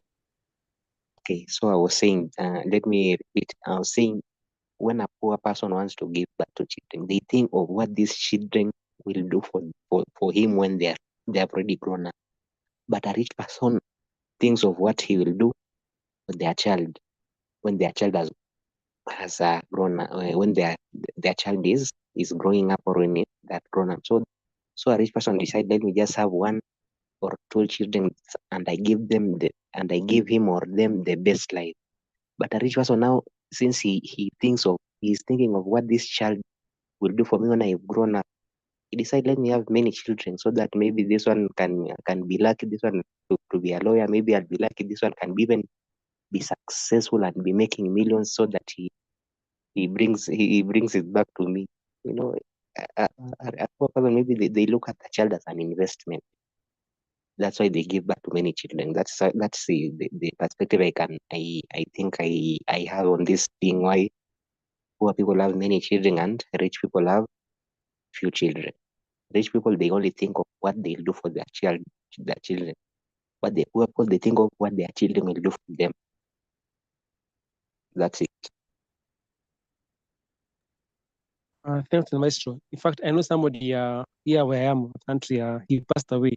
He used to say he wants many kids so that his name can live on. He had so many kids so that he said that wherever you go, you hear his name, so that his name can live on for a long time. That's what he used to say. So you have a point there. They think the kid might help them. That is another thing that is very stupid. You giving that to children so that I don't know your generation continues. What generation? Yeah, yeah, After you've died, maybe you've given back to children. Then these children they giving back to your grandchildren, and then you die. No one after your grandchildren will remember who you are. So what is yeah. this True. session? If I don't know, That's true. I want to continue my Yeah, generation. Feed it. yeah. That's how they think. Yeah. So, and then El Maestro, about religion, when you go to some of these churches, I get your point, but this Seventh Day in Kenya, Seventh Day, uh, these churches, you see people who are very wealthy. You see the cars there. You see these people are rich, like the Christians. They're very rich. So maybe to some extent, religion is for the wealthy in Kenya. Is that accurate? They are rich Christians in Kenya. Yes, but the majority are poor. You not say you are forgetting that. What you're breaking again? You're breaking. You've said that you don't know. You see the SDS going with cars to their churches. Yeah, you see, guys are nguvu, like they have money. Pentecostal churches even. But now that you are forgetting that there are over like 4,000 denominations in this country. But just go to a random church, any random church in your village, or any random church in Nairobi, or in most, like 95% of those people there, they are not even, let's say, even if in most of them actually it is only the pastor who is rich in most of those churches. So there might be, let's say, these churches that sit up. This sit up is even in churches, these denominations. There's also some denominations of the rich people. Like a lot of people who go to sit up, they are maybe middle class or somehow rich. But you find there are some denominations, some funny denominations everywhere that, like, only the pastor, or even the pastor is not even rich, but he's now using the congregants so that he can become rich. But the congregants, all of them, they have no money. So, but now imagine now if if those congregants, instead of going to church and spending that tithe, I don't know, like paying that tithe, they can save that tithe and invest somewhere else. They'll be wealthy. They can. There's a chance that they'll be wealthy. But then instead of investing their money, they take their money to tithe in church and also, I don't know, pay their pastor for prayers and wait and just sit down and wait for a miracle. That is a contributor of poverty. There's nothing that will just happen out of the blues if you are not working on it. But then their pastors, they use this tithe now to build their own wealth. They don't pray. They use that tithe. That tithe is the investment.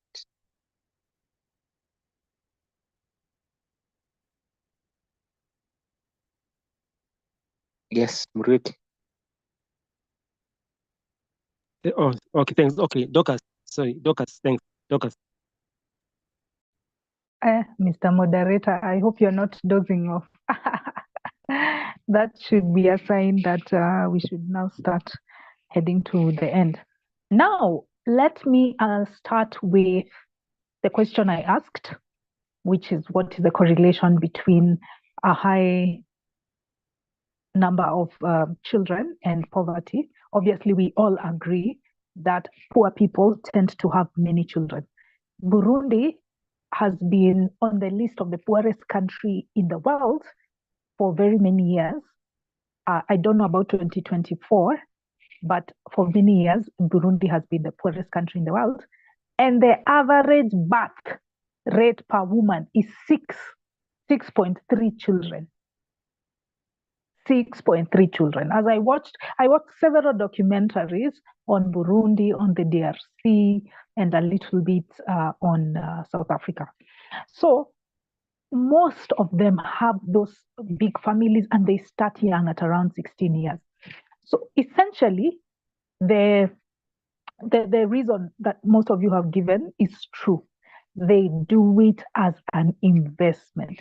They imagine that their child might become a president, might become a successful athlete, etc., and lift them out of poverty.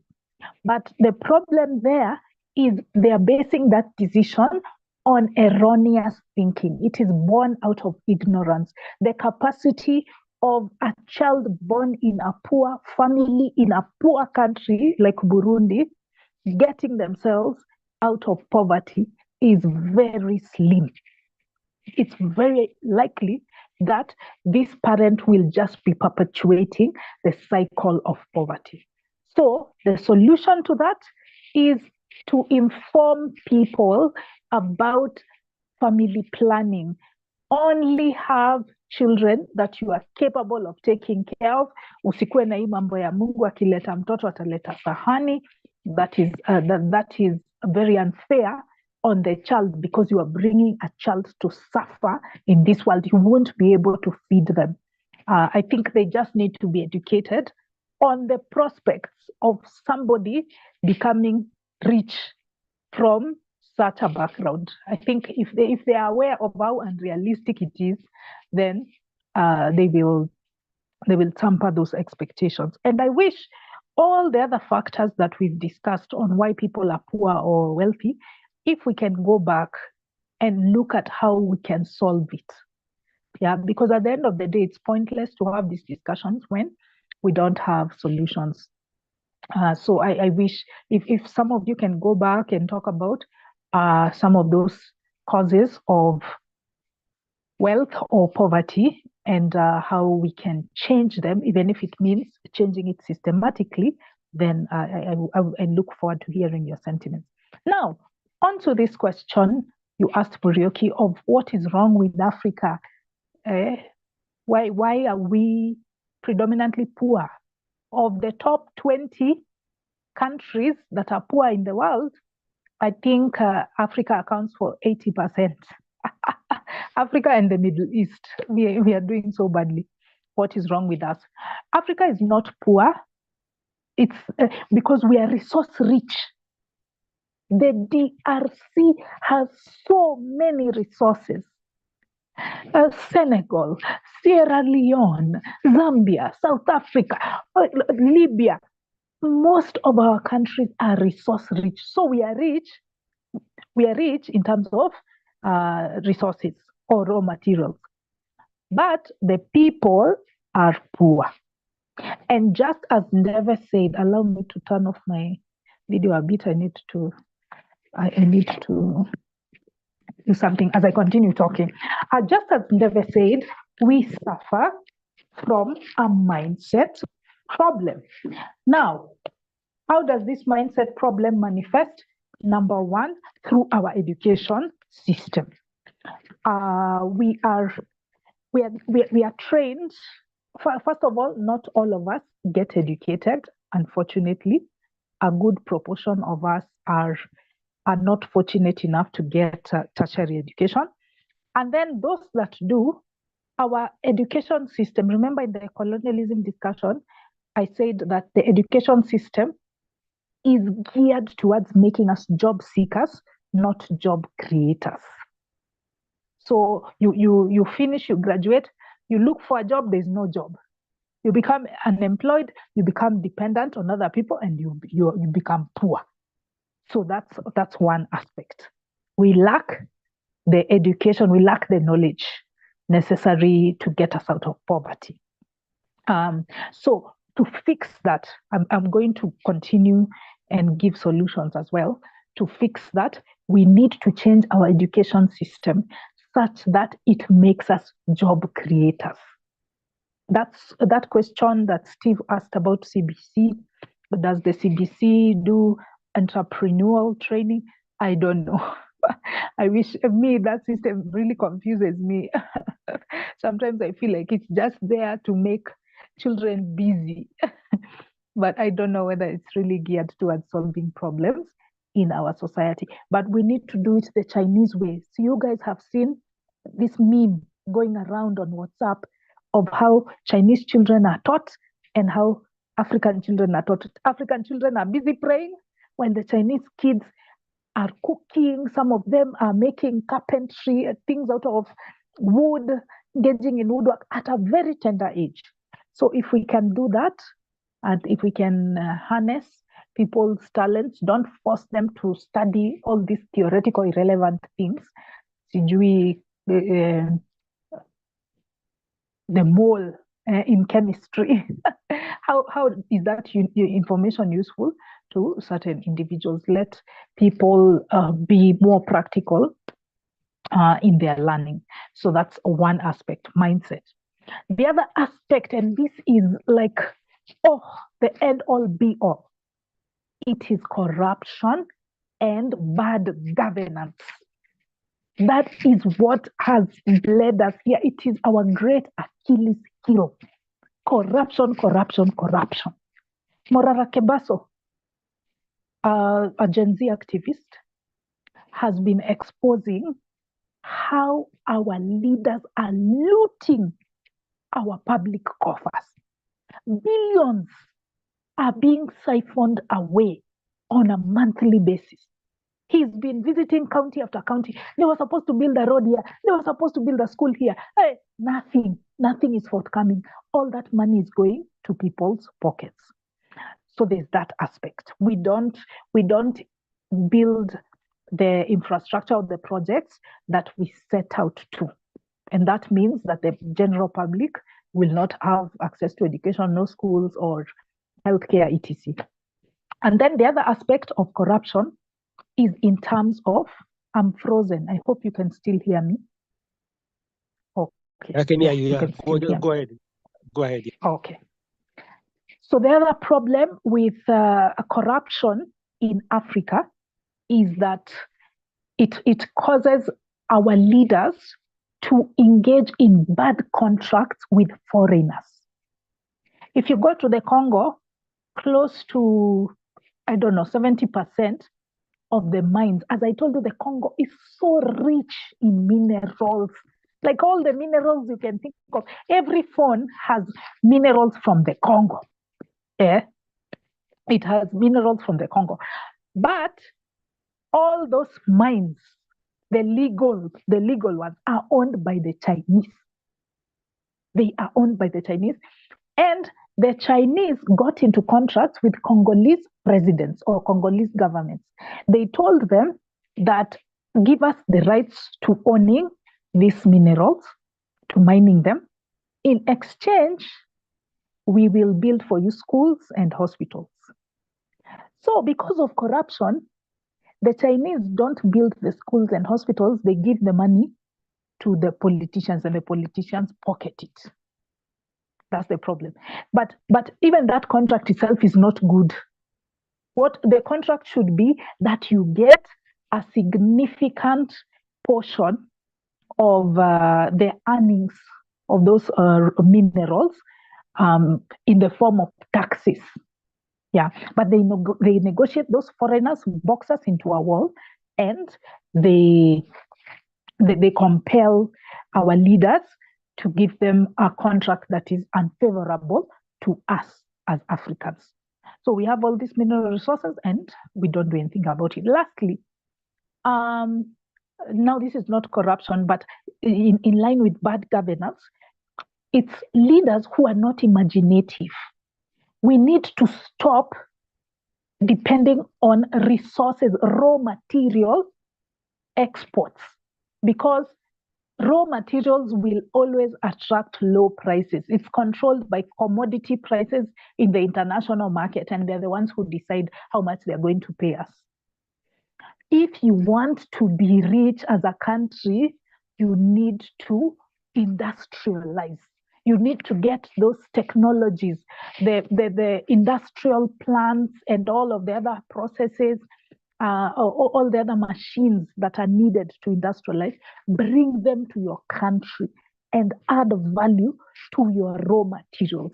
If you depend on raw material exports, you guys will forever remain poor. So our leaders are letting us down by not transitioning us into an industrial era. We are importing everything. That is the problem. So yeah, that's what I would say for Africa.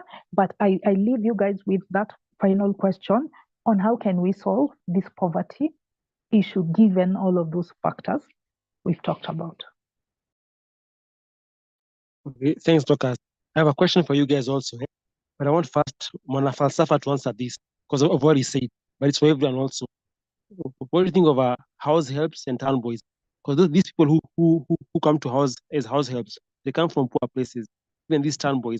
So can you say poverty is helpful? Because if we're all rich, there will be no house helps and no town boys. These jobs are casual labor. Most people who do it come from slums or ghettos. So can you say it's are they a mistake of nature? Are they necessary? Town boys, house helps, is that a mistake or they are necessary? Mwana Falsafa, please answer that first because of what you say and anybody else.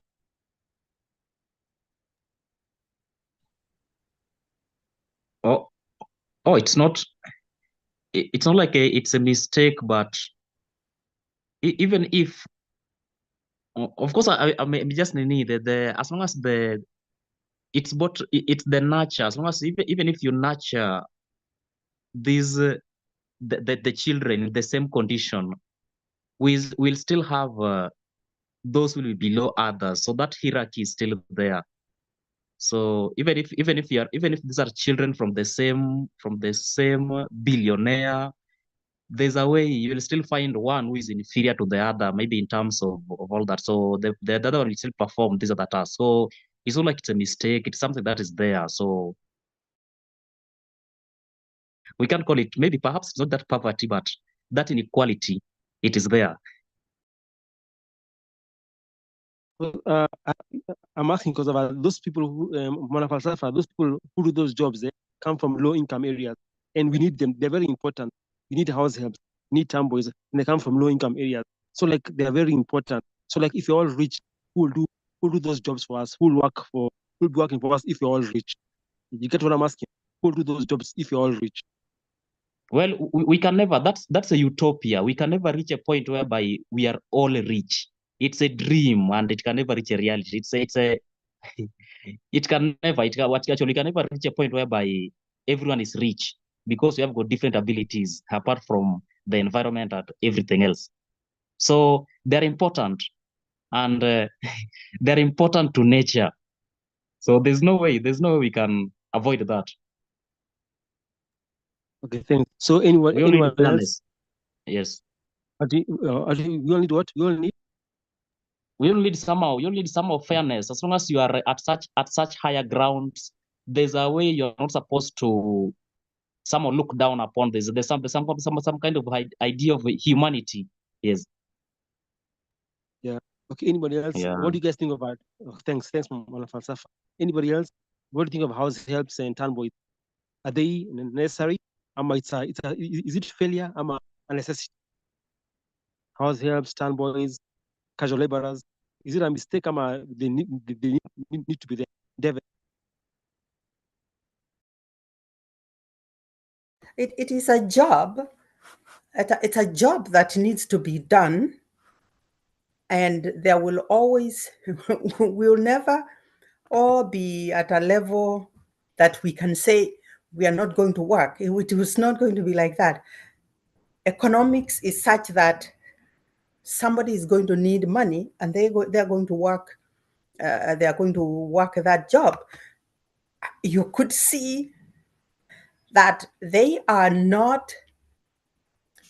They're not grinding in poverty. They could be coming to clean your house in a covert, but they still need to come to work in that case. And they can also tell you that, take this job and shove it if you don't, if they feel that you are not doing the right thing, but they still need that job. But they are not grinding in poverty. They can walk out of your job just like that, but they still need that job. It's just that there's always going to be those levels. And if there's a job to be done, there's going to be somebody that wants to do that job. I don't know what world you are imagining. Yeah. Maybe I've been too much in the... Yeah, because I'm saying now, we need them, and they come from poor places. It's like without poverty, they won't be there. Such people, without poverty, they won't exist. That's my point. Is that true? They are there because of poverty. No, that's not true. There's always going to be somebody that needs to do a job, and somebody will. There's always going to be a job that needs to be done, and somebody that is willing to do that job to support their family. I can, well, maybe I've been too much in the grinding mill that I have forgotten that there are people like Muriuki who imagine that there can come a time that we are all in a level that the economy doesn't work that way, because the market corrects itself. If all of a sudden we all have a lot of money, you know what the market is going to do? It's going to make that money worthless, so that you need to carry it in a wheelbarrow to go to buy a piece of bread. And what does that do to you? It makes you have to go to work for another wheelbarrow of money to buy a piece of bread. So no, the market just corrects itself. The market forces correct themselves. And I don't know how I can explain to you. Do you remember the time in Uganda when the Ugandan money was worthless? Yeah. I mean, it was worth very little. I remember. Chase the Indians away. Chase the Indians. I remember that he chased them all, and it messed the country. Yes, so the market had to correct itself because the people that were making the economy, were moving the economy, were no longer there, and the people who were left were not yet, the Ugandans were not yet able to push the economy. So the market is brutal. It just goes and corrects. You go pour a lot of bananas in the market and see what happens. And all of a sudden there are so many bananas in the market. You can't give anybody a banana. You say, please just take them from my hands for 2 shillings. The people will tell you that, I already bought for 1 shilling. the market corrects itself very quickly. Yeah, What I so meant, like in Kenya, these ladies, they come from poor income areas. Ones who clean up, who wash our houses, they come from the Kibera, they come from low income areas, and we need them. They're very important, and they come from poverty. So it's like poverty exists to have such people. My view is that to have such people to work for us. That's just my view. No, those people exist. It is not which came first, their poverty or the people, the people or their situation. What came first, the people or their situation? Their situation. I mean, the people. The poor came first. Yeah. The poor came first. Yeah, people came first. First were people, then poverty came later on. Yeah. First were people, then poverty and then came. and then they need to eat. So if it should be okay, so if Korogosho all of a sudden became richer than Runda, well, you would be getting your cleaning people from Runda from their big houses, because all of a sudden that is the people who are poor. The others in Korogosho have built all these huge mansions and they are very wealthy. The people that are going to be needing money are going to be living in Runda or Loresho or Kilelesho. That's where your cleaning woman is going to come from. And you will be having this much huger house and more money. The thing that will be now the poor part of town. Okay, thanks, David. Dorcas? Yeah, come. Before I speak, I'm wondering, Devin, do you have solutions to poverty? Yes. Okay. I can go with a few conclusions. With a conclusion or just a few pointers. This is what I would say, that there is nothing like want or poverty to push you from being poor. There is nothing like that. It is the thing that is going to be, it is a certain problem, so a certain want of something that's going to be pushing you to solve that want. Now, I also know that sometimes the want can overwhelm us so that we are not able to think the how, that we are in such a big doodle, we are in such a big problem that we are not able to think how. We can only think, oh, I can't. And then you are deflated completely. You are not able to see in terms of the how. But if we can still be not in such a bad situation, that we can still think how. That is just the thing, that how can I do this? How can I? Never how I can't do this.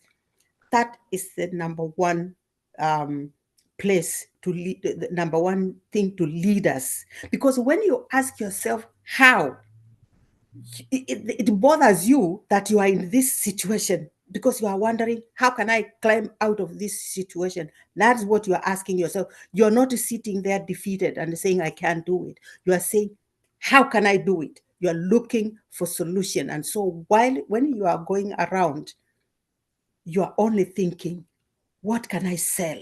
What can I sell? What business can I be in? How can I get myself? How can I make 100 shillings today? So you are looking for solutions. You are not defeated, because if you are saying, I can't do it, you're already defeated. But if you are saying how, you are looking for solutions. I would like people to get out of this meeting is to get, how can I make an extra 100 shillings today? And maybe another thing, let me dial back a little bit. If you could go back and look at your year, last year, and do like something like a balance sheet and see what was successful. What was successful last year? What did you do okay? And then look at what you did not do okay. And then you are going to ask yourself, the parts or the places that I did not do okay, what can I do? And then you would be saying, what would I like to make more in 2025. Let us say you decide, but the goal has to be tangible, of course. You have to say, I want to make an extra 100 shillings a week or whatever amount you want. So now that you have made that goal for us, maybe you could come in the group and commit yourself to us, because we are going to hold you to the fire. If you do that, you know we are going to hold you accountable, and you are more likely to succeed. And we will cheer you. We will cheer you. We might even kick you with our legs and call you names if you don't make it. But guess what? It might make you. It's more likely, because not only are you accountable to yourself, you are accountable to us as a group, as atheists, and you know how bad atheists are. So go ahead, try that. What you did successfully last year, what moves made you successful, and what moves made you not be successful in some parts, and what you can do in 2025 to make it better. If you can let us be you can put us include us, so that we can kick you, cheer you, I don't know, jeer you, call you names. It could help. Yes. Thank you.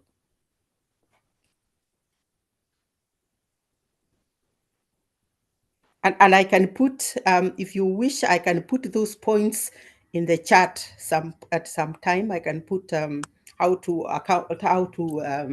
make an account of last year and so forth.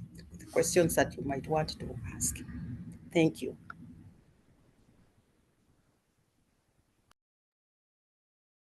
So, Doctors, we take on town boys and house helps. What do you think about them? I don't think they exist because of poverty. I think they exist because there's a need for them. It just so happens that in this country, we don't compensate them the way they need to be compensated. In other countries, maids are paid very well, because this is somebody who takes care of your property and even your children. So they're paid very well. But even here in Kenya, we don't even have to go to other countries. There are several house helps I know who are doing well. They've supported their kid on that job, because they are paid what is legally required, not what this employer wants. Because most employers actually hire underage girls who don't know their rights, they don't know about minimum wage, and then they underpay them. But there are also other house helps that are paid well. Even conductors. There are conductors who do okay. In fact, if you do the math in terms of how much a conductor makes, all those trips from morning up to late night, it's a lot of money. Despite the fact that they are dividing it amongst themselves between the driver, the conductor, and of course the owner of the vehicle. But it is significant. The problem is sometimes most of those conductors are substance dependent. They take a lot of alcohol. They blow their money. They don't use it well. But otherwise, whatever they're earning is sufficient to fulfill their basic needs. It's not an issue of poverty. So we need them. We need them. And there are house helps that can even loan you money. Because they are judicious in terms of their expenditure. So I don't think we ought to limit it to poverty. Poverty is what is causing them to do this. No, there'll always be people who are willing to do that job. The only difference is we just need to compensate them fairly. And in fact, many house helps I know are compensated well, especially the ones that raise children in a single parent home, where the single parent is not always present. You know that what this is like the default mom. She's the assistant mom. So if you don't pay her well, your children will suffer. And so most of them pay them well. In fact, my next door neighbor is one such woman. She's rarely around. The house help is the one that does all the things for the kid, and the house help is fairly compensated, very well compensated. She's doing quite okay. Yeah. Now on solutions, as my final input on solutions, I think the end all be all. It was Dorcas, before you go there, one last thing. Mental health. Can you link a poverty to mental health? Because I'm seeing some this like in TV, these celebrities, they're becoming homeless. I won't mention names, but I've seen people who are actors, who are journalists, they end up in the streets homeless. I won't mention names. It's happening quite a lot, like in Kenya. You see somebody, he was on TV, he was very prominent. Next thing you know, they're on the streets, no money. So again, mental health and poverty, are they intertwined? Thanks. Yes, they are. Mental health and substance abuse, they're intertwined, or addiction, they're intertwined. Now, for substance abuse, that is a deliberate choice that somebody makes. But for mental health, that might not be within their control. It just happens, and the person can no longer take care of themselves. They can no longer be an adult. They can no longer play the responsibilities that they were playing previously. So, yeah, you are very right. You are very right. We know of people who've gone from grace to grass because of it. So, yeah, it matters. Maybe there we can talk about preventive measures. I think we just need to take our mental health seriously. We need to see therapists. We need not think of therapists as solutions of last resort. Everyone needs a therapist. So yeah, people need to have therapists, and also your family. When you have that mental health or mental breakdown, I think your family needs to intervene and assist you. Yeah. So on the solutions, how do we tackle poverty? I mentioned some internal causes of poverty and external causes. And even you guys, you mentioned a lot of internal causes and also a lot of external causes. Some of those things are immutable, but others can be changed at a systemic level for the external factors and at an individual level. But the overarching theme is education. I think it was Mona Falsafa who wrote ignorance. We need to dispel ignorance. So education. We need civic education on the political front, because as we said, corruption and bad governance is the predominant reason why many African countries are poor. Resources are going to individual pockets. We are not doing the things we are supposed to. We're not building roads, we're not building schools because people are corrupt. Leaders are corrupt. So we need to do civic education and educate the public about the effect, the impact of corruption, what Morara Kebaso is doing. I really laud that young man.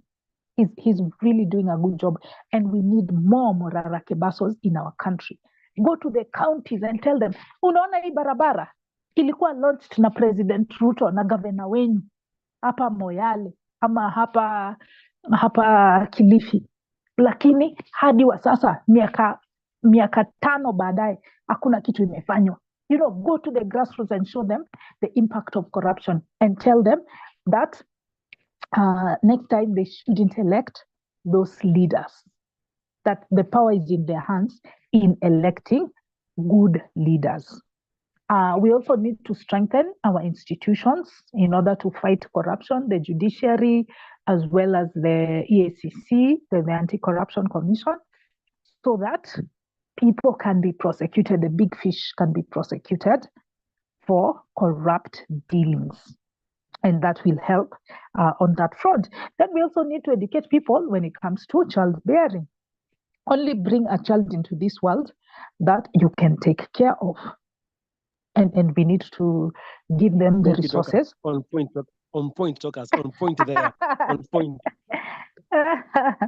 Yes, it's on point, but we disagree on the method. You want abstinence, me, I want medical intervention. So let's give them the injection. I've seen that in nomadic communities, these ones, they are really spreading that information. So either the injection or the everyday pill or whichever method, a long-acting method to curb the number of dependents in this country or in any other poor country around the world. Education.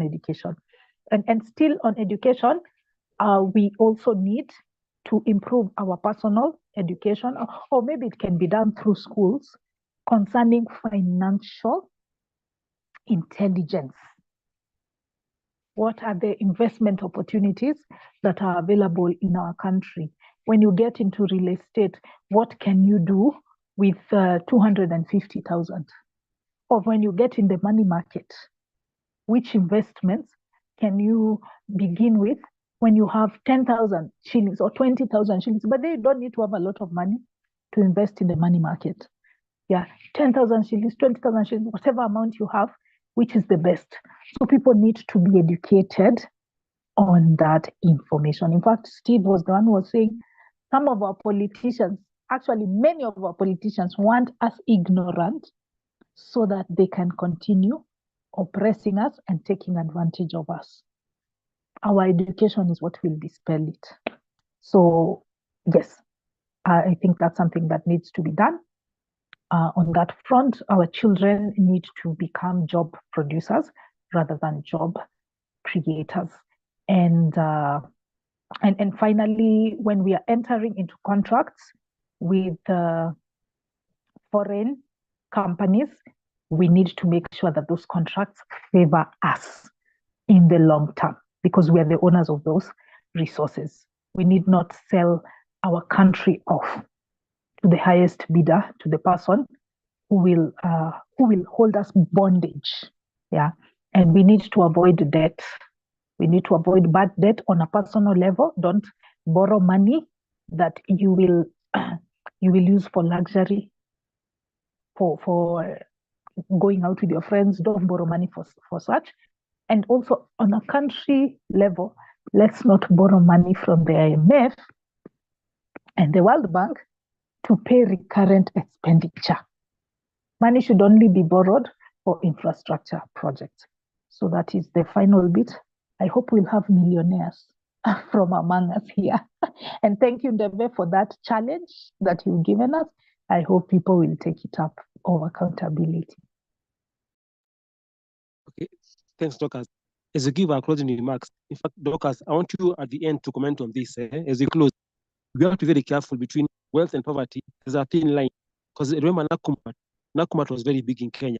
They collapsed because of so there was heavy debt accumulation, there was fraud, tax evasion. Then, yeah, so Nakumatt fell, Uchumi also fell, Tuskys also fell. And Tuskys was a family, it was a family business. So the family defied.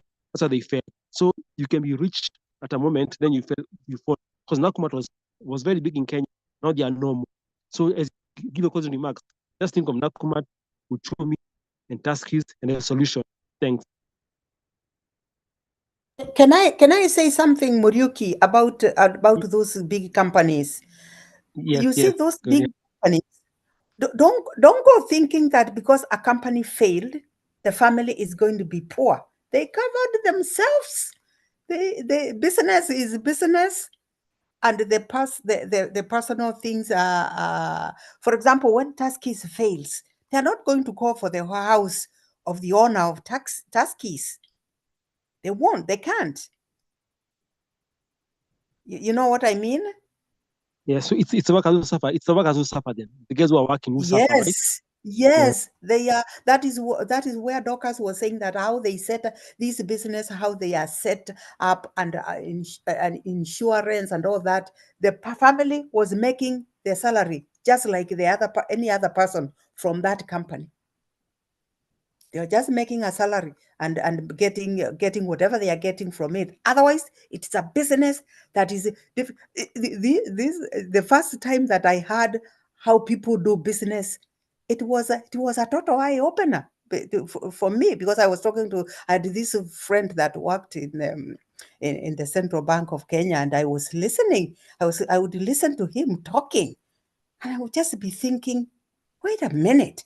This is, he's saying that one, that can even be in the name of my child, or these, and they are not, when the company fails, Ryuki, you feel bad because it was your business, and your wife and your children, they were all making money from it, but it's not going to touch any other of your other assets. It is not even allied to your other company. It stands alone. Ikianguka inaanguka peke yake. Yeah. Okay, thanks. Yeah. Yeah. So Because So yeah, because Nakumat shocked me. I was shocked. Nakumat, they appear to be doing so well. Then they just fell. I was shocked. yeah. I was also very, very surprised that that happened to it. I used to do business with them in Eldoret. I used to sell them unga ya wimbi. I used to make unga ya wimbi, and I would package it and sell it to them. So I was surprised, Okay, though. I was surprised. Yeah. thank Yeah. So So I had forgotten to mention something in concluding, that you don't have to have hundreds of thousands of shillings to invest. And one of the things that this is how I started. I started by buying shares from Kenya breweries, and you know why I chose Kenya breweries?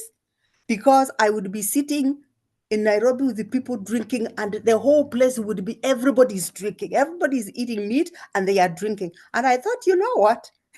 These are the shares that I'm going to buy, because people really drink. So find the shares of a company that you just go and buy. You can buy 2 shares, you can buy 3 shares, you can buy, because the shares you just buy, like they could be in the market, they are probably 100 shillings each. Or actually, Kakuzi is very famous. I think people should investigate Kakuzi, and and buy in Kakuzi, and so many other things that are run well. The other companies that are good are the security companies.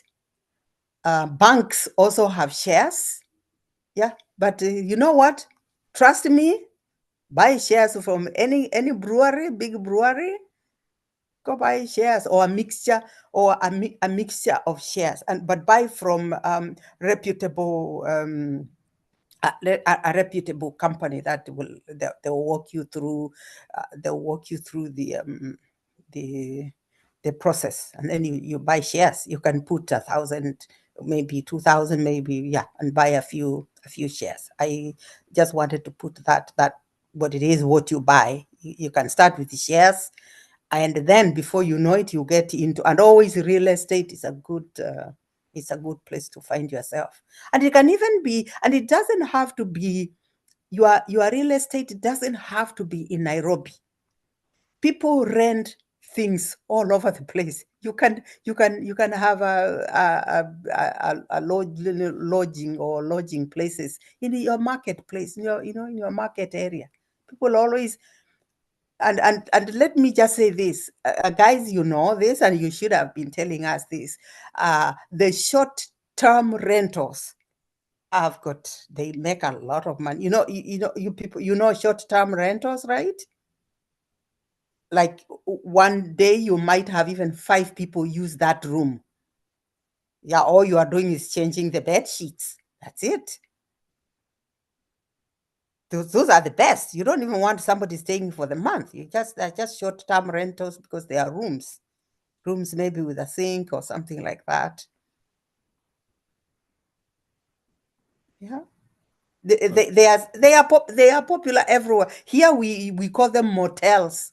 Yeah, that's where people go to. That's where people go to hide themselves. Excuse me. Yeah, and those ones can be in any marketplace. You will still get you'll still get a lot of, yeah, you still make a lot of money because people every day, that's exactly what people are doing every day. Okay, thanks, David. Okay, ex-Pastor Stanu, closing remarks and solutions. Ex-Pastor Stanu, solutions and closing remarks, please. I don't think it's there. Okay, Dennis, closing remarks and solutions. Dennis.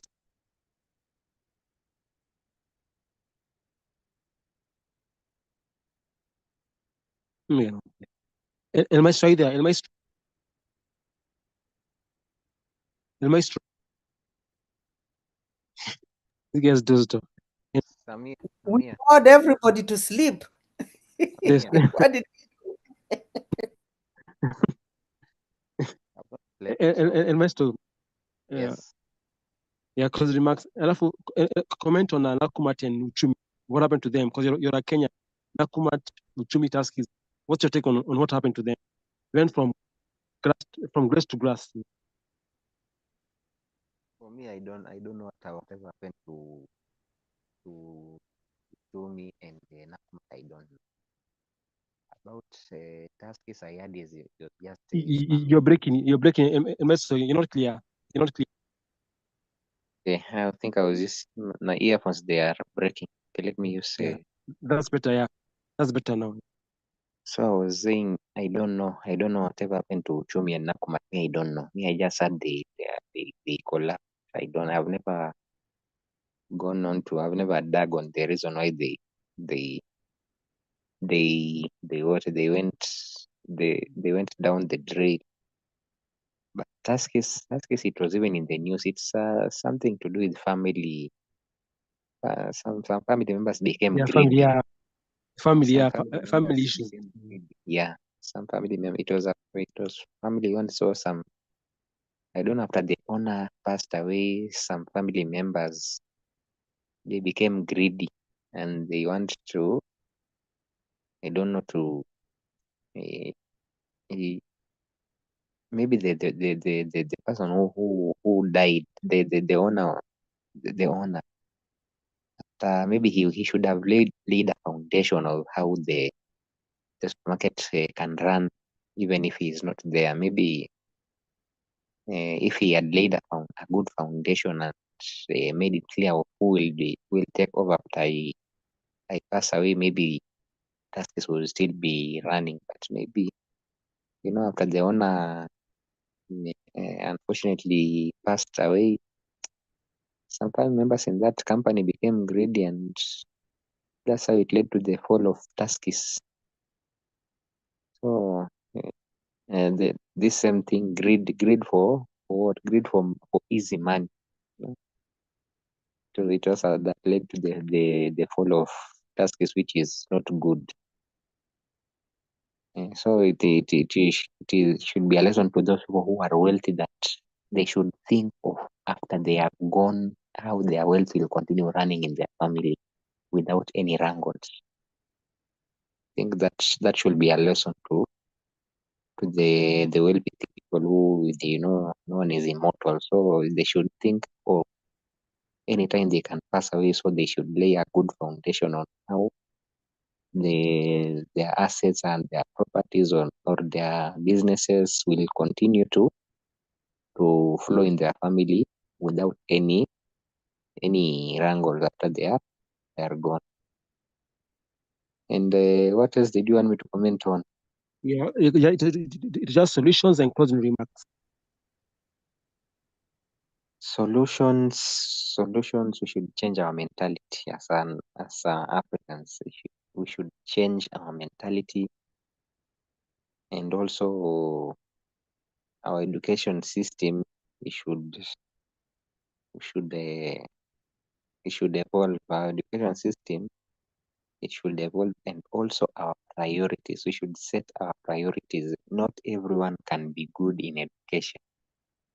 Not everyone can be good in class. Not everyone can be good in class. Like here in Kenya, here in Kenya KPL, the Kenya Premier League. I think the average football in Kenya Premier League is paid, I don't know, 10,000 shillings per week. The average footballer in Kenya Premier League is paid 10,000 shillings per week.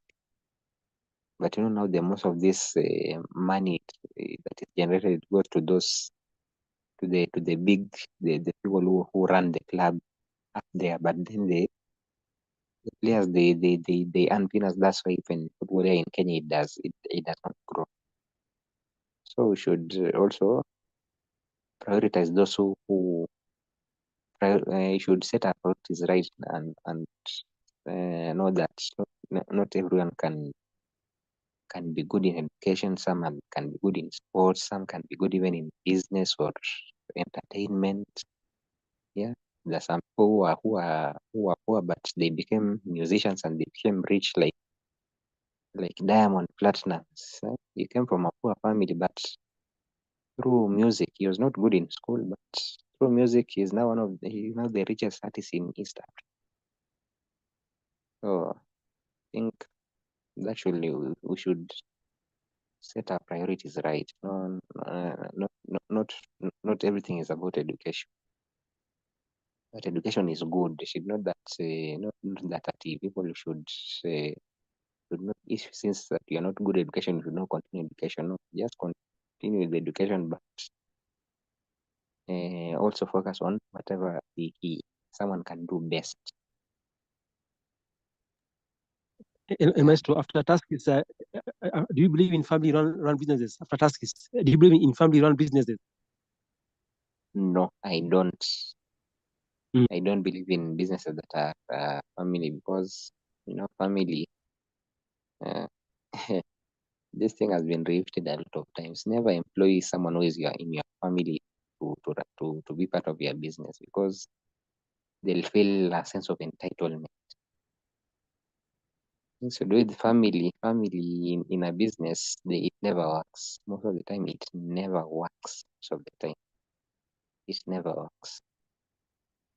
These things. Mwana falsafa. The closing remarks.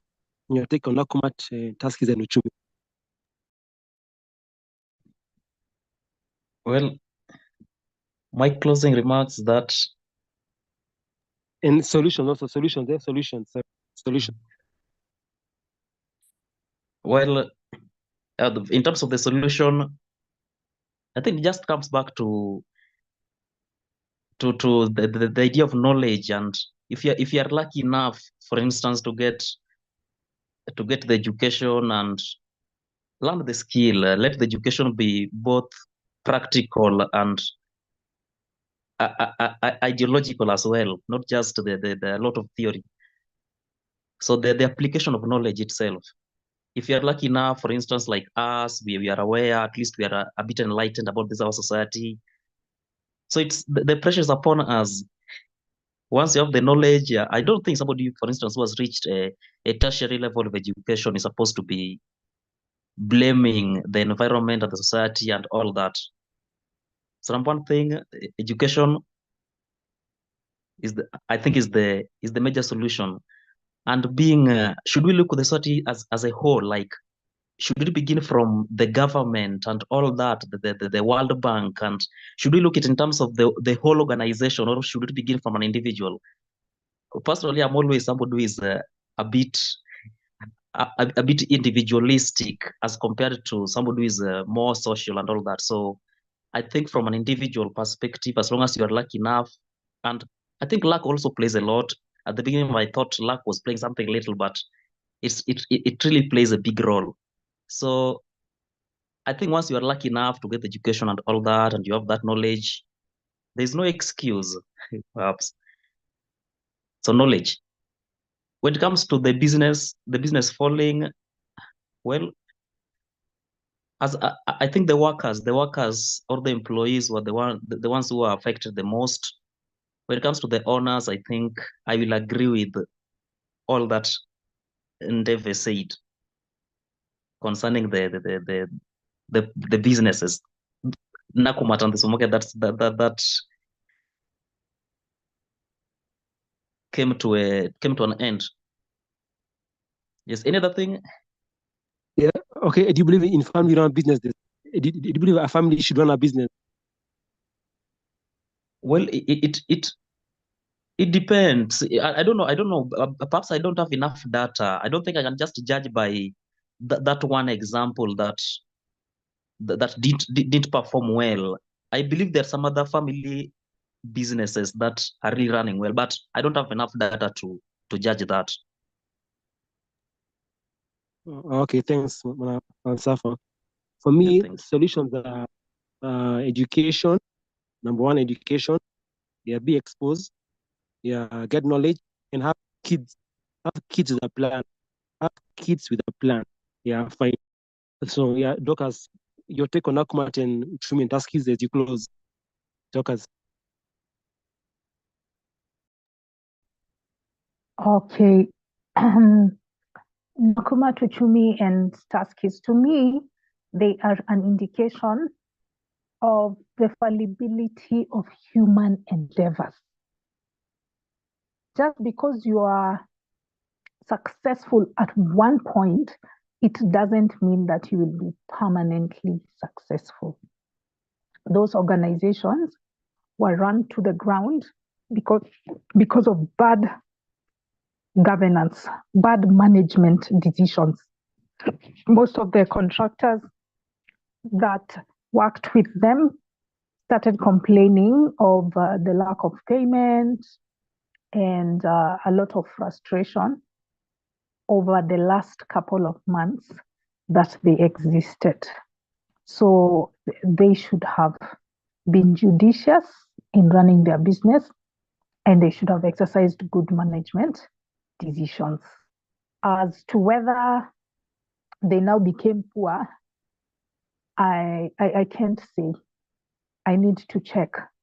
I need to check on their network at the moment, because sometimes they might have other plans. You know, if you register a business as I'm forgetting what it's called, as a corporation, yeah, not as a single owned business. You know, there are various business structures, but if you register it as a corporation, then it will automatically be a separate entity from you. Even if the business gets into debt or it fails, they cannot come to you personally as the owner, or they cannot confiscate your personal assets, because the business is a separate legal entity. So it is possible that the owners of Nakumat, Taskis, and Uchumi might have secured their assets in other areas, and they might still be okay if they diversify their portfolio. Yeah. Yeah. Docas, do you believe in family run? Do you believe in family run businesses? Family run businesses. Do you believe in that? It depends. If it's a family-run business by a couple, a married couple, I think that's very risky.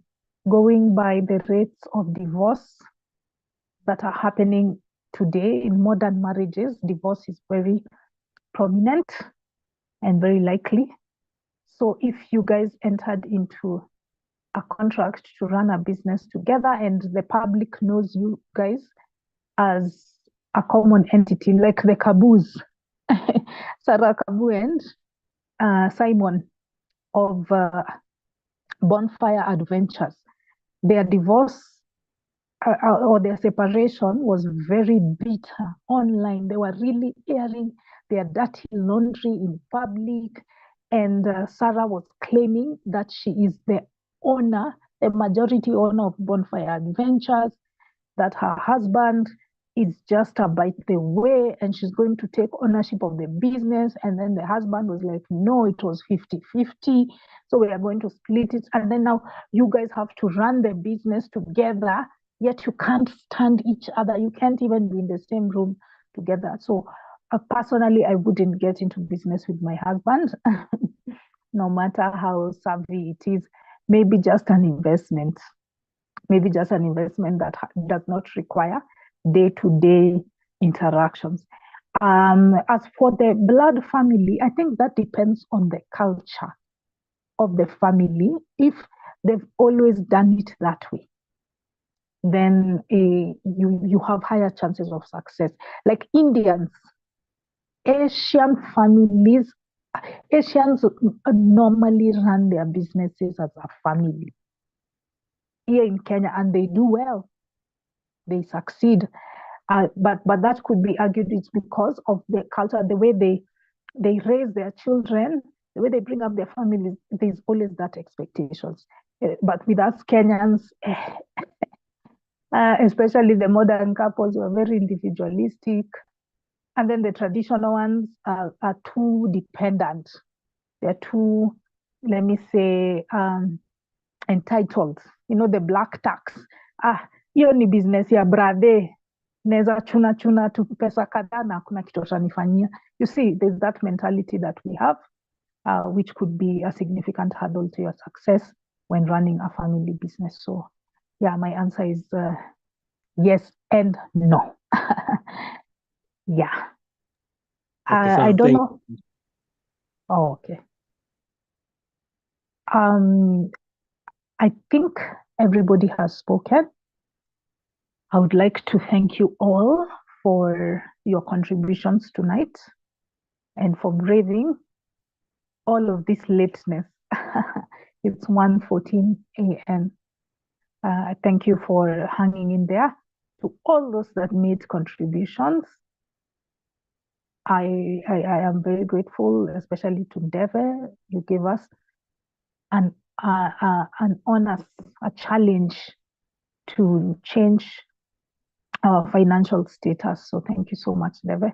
And for the information you shared, thank you, El Maestro, for that perspective. Thank you, Mana Falsafa, for your contribution on the role of luck and talent in determining one's outcomes. Thank you. Was there somebody else who came in and left who said something? Okay, Steve was active on the chat, but he probably didn't want to wake up his family. And of course, the moderator, thank you so much for those thought-provoking questions. So we'll meet again next week with another interesting topic. I challenge us all to take at least one thing from this meeting. Let's implement. Let's not just be theoretical. Let's implement at least one thing from this meeting, guys. Me, I know what it is, but I'm reluctant to share now. So let's take one thing. Let's take one thing. Let's improve our lives. Let's get out of poverty. Okay? Let's get out of poverty. I wish you all a good night. Let's catch up next week. Good night, everyone. Good night. Good night. Good night.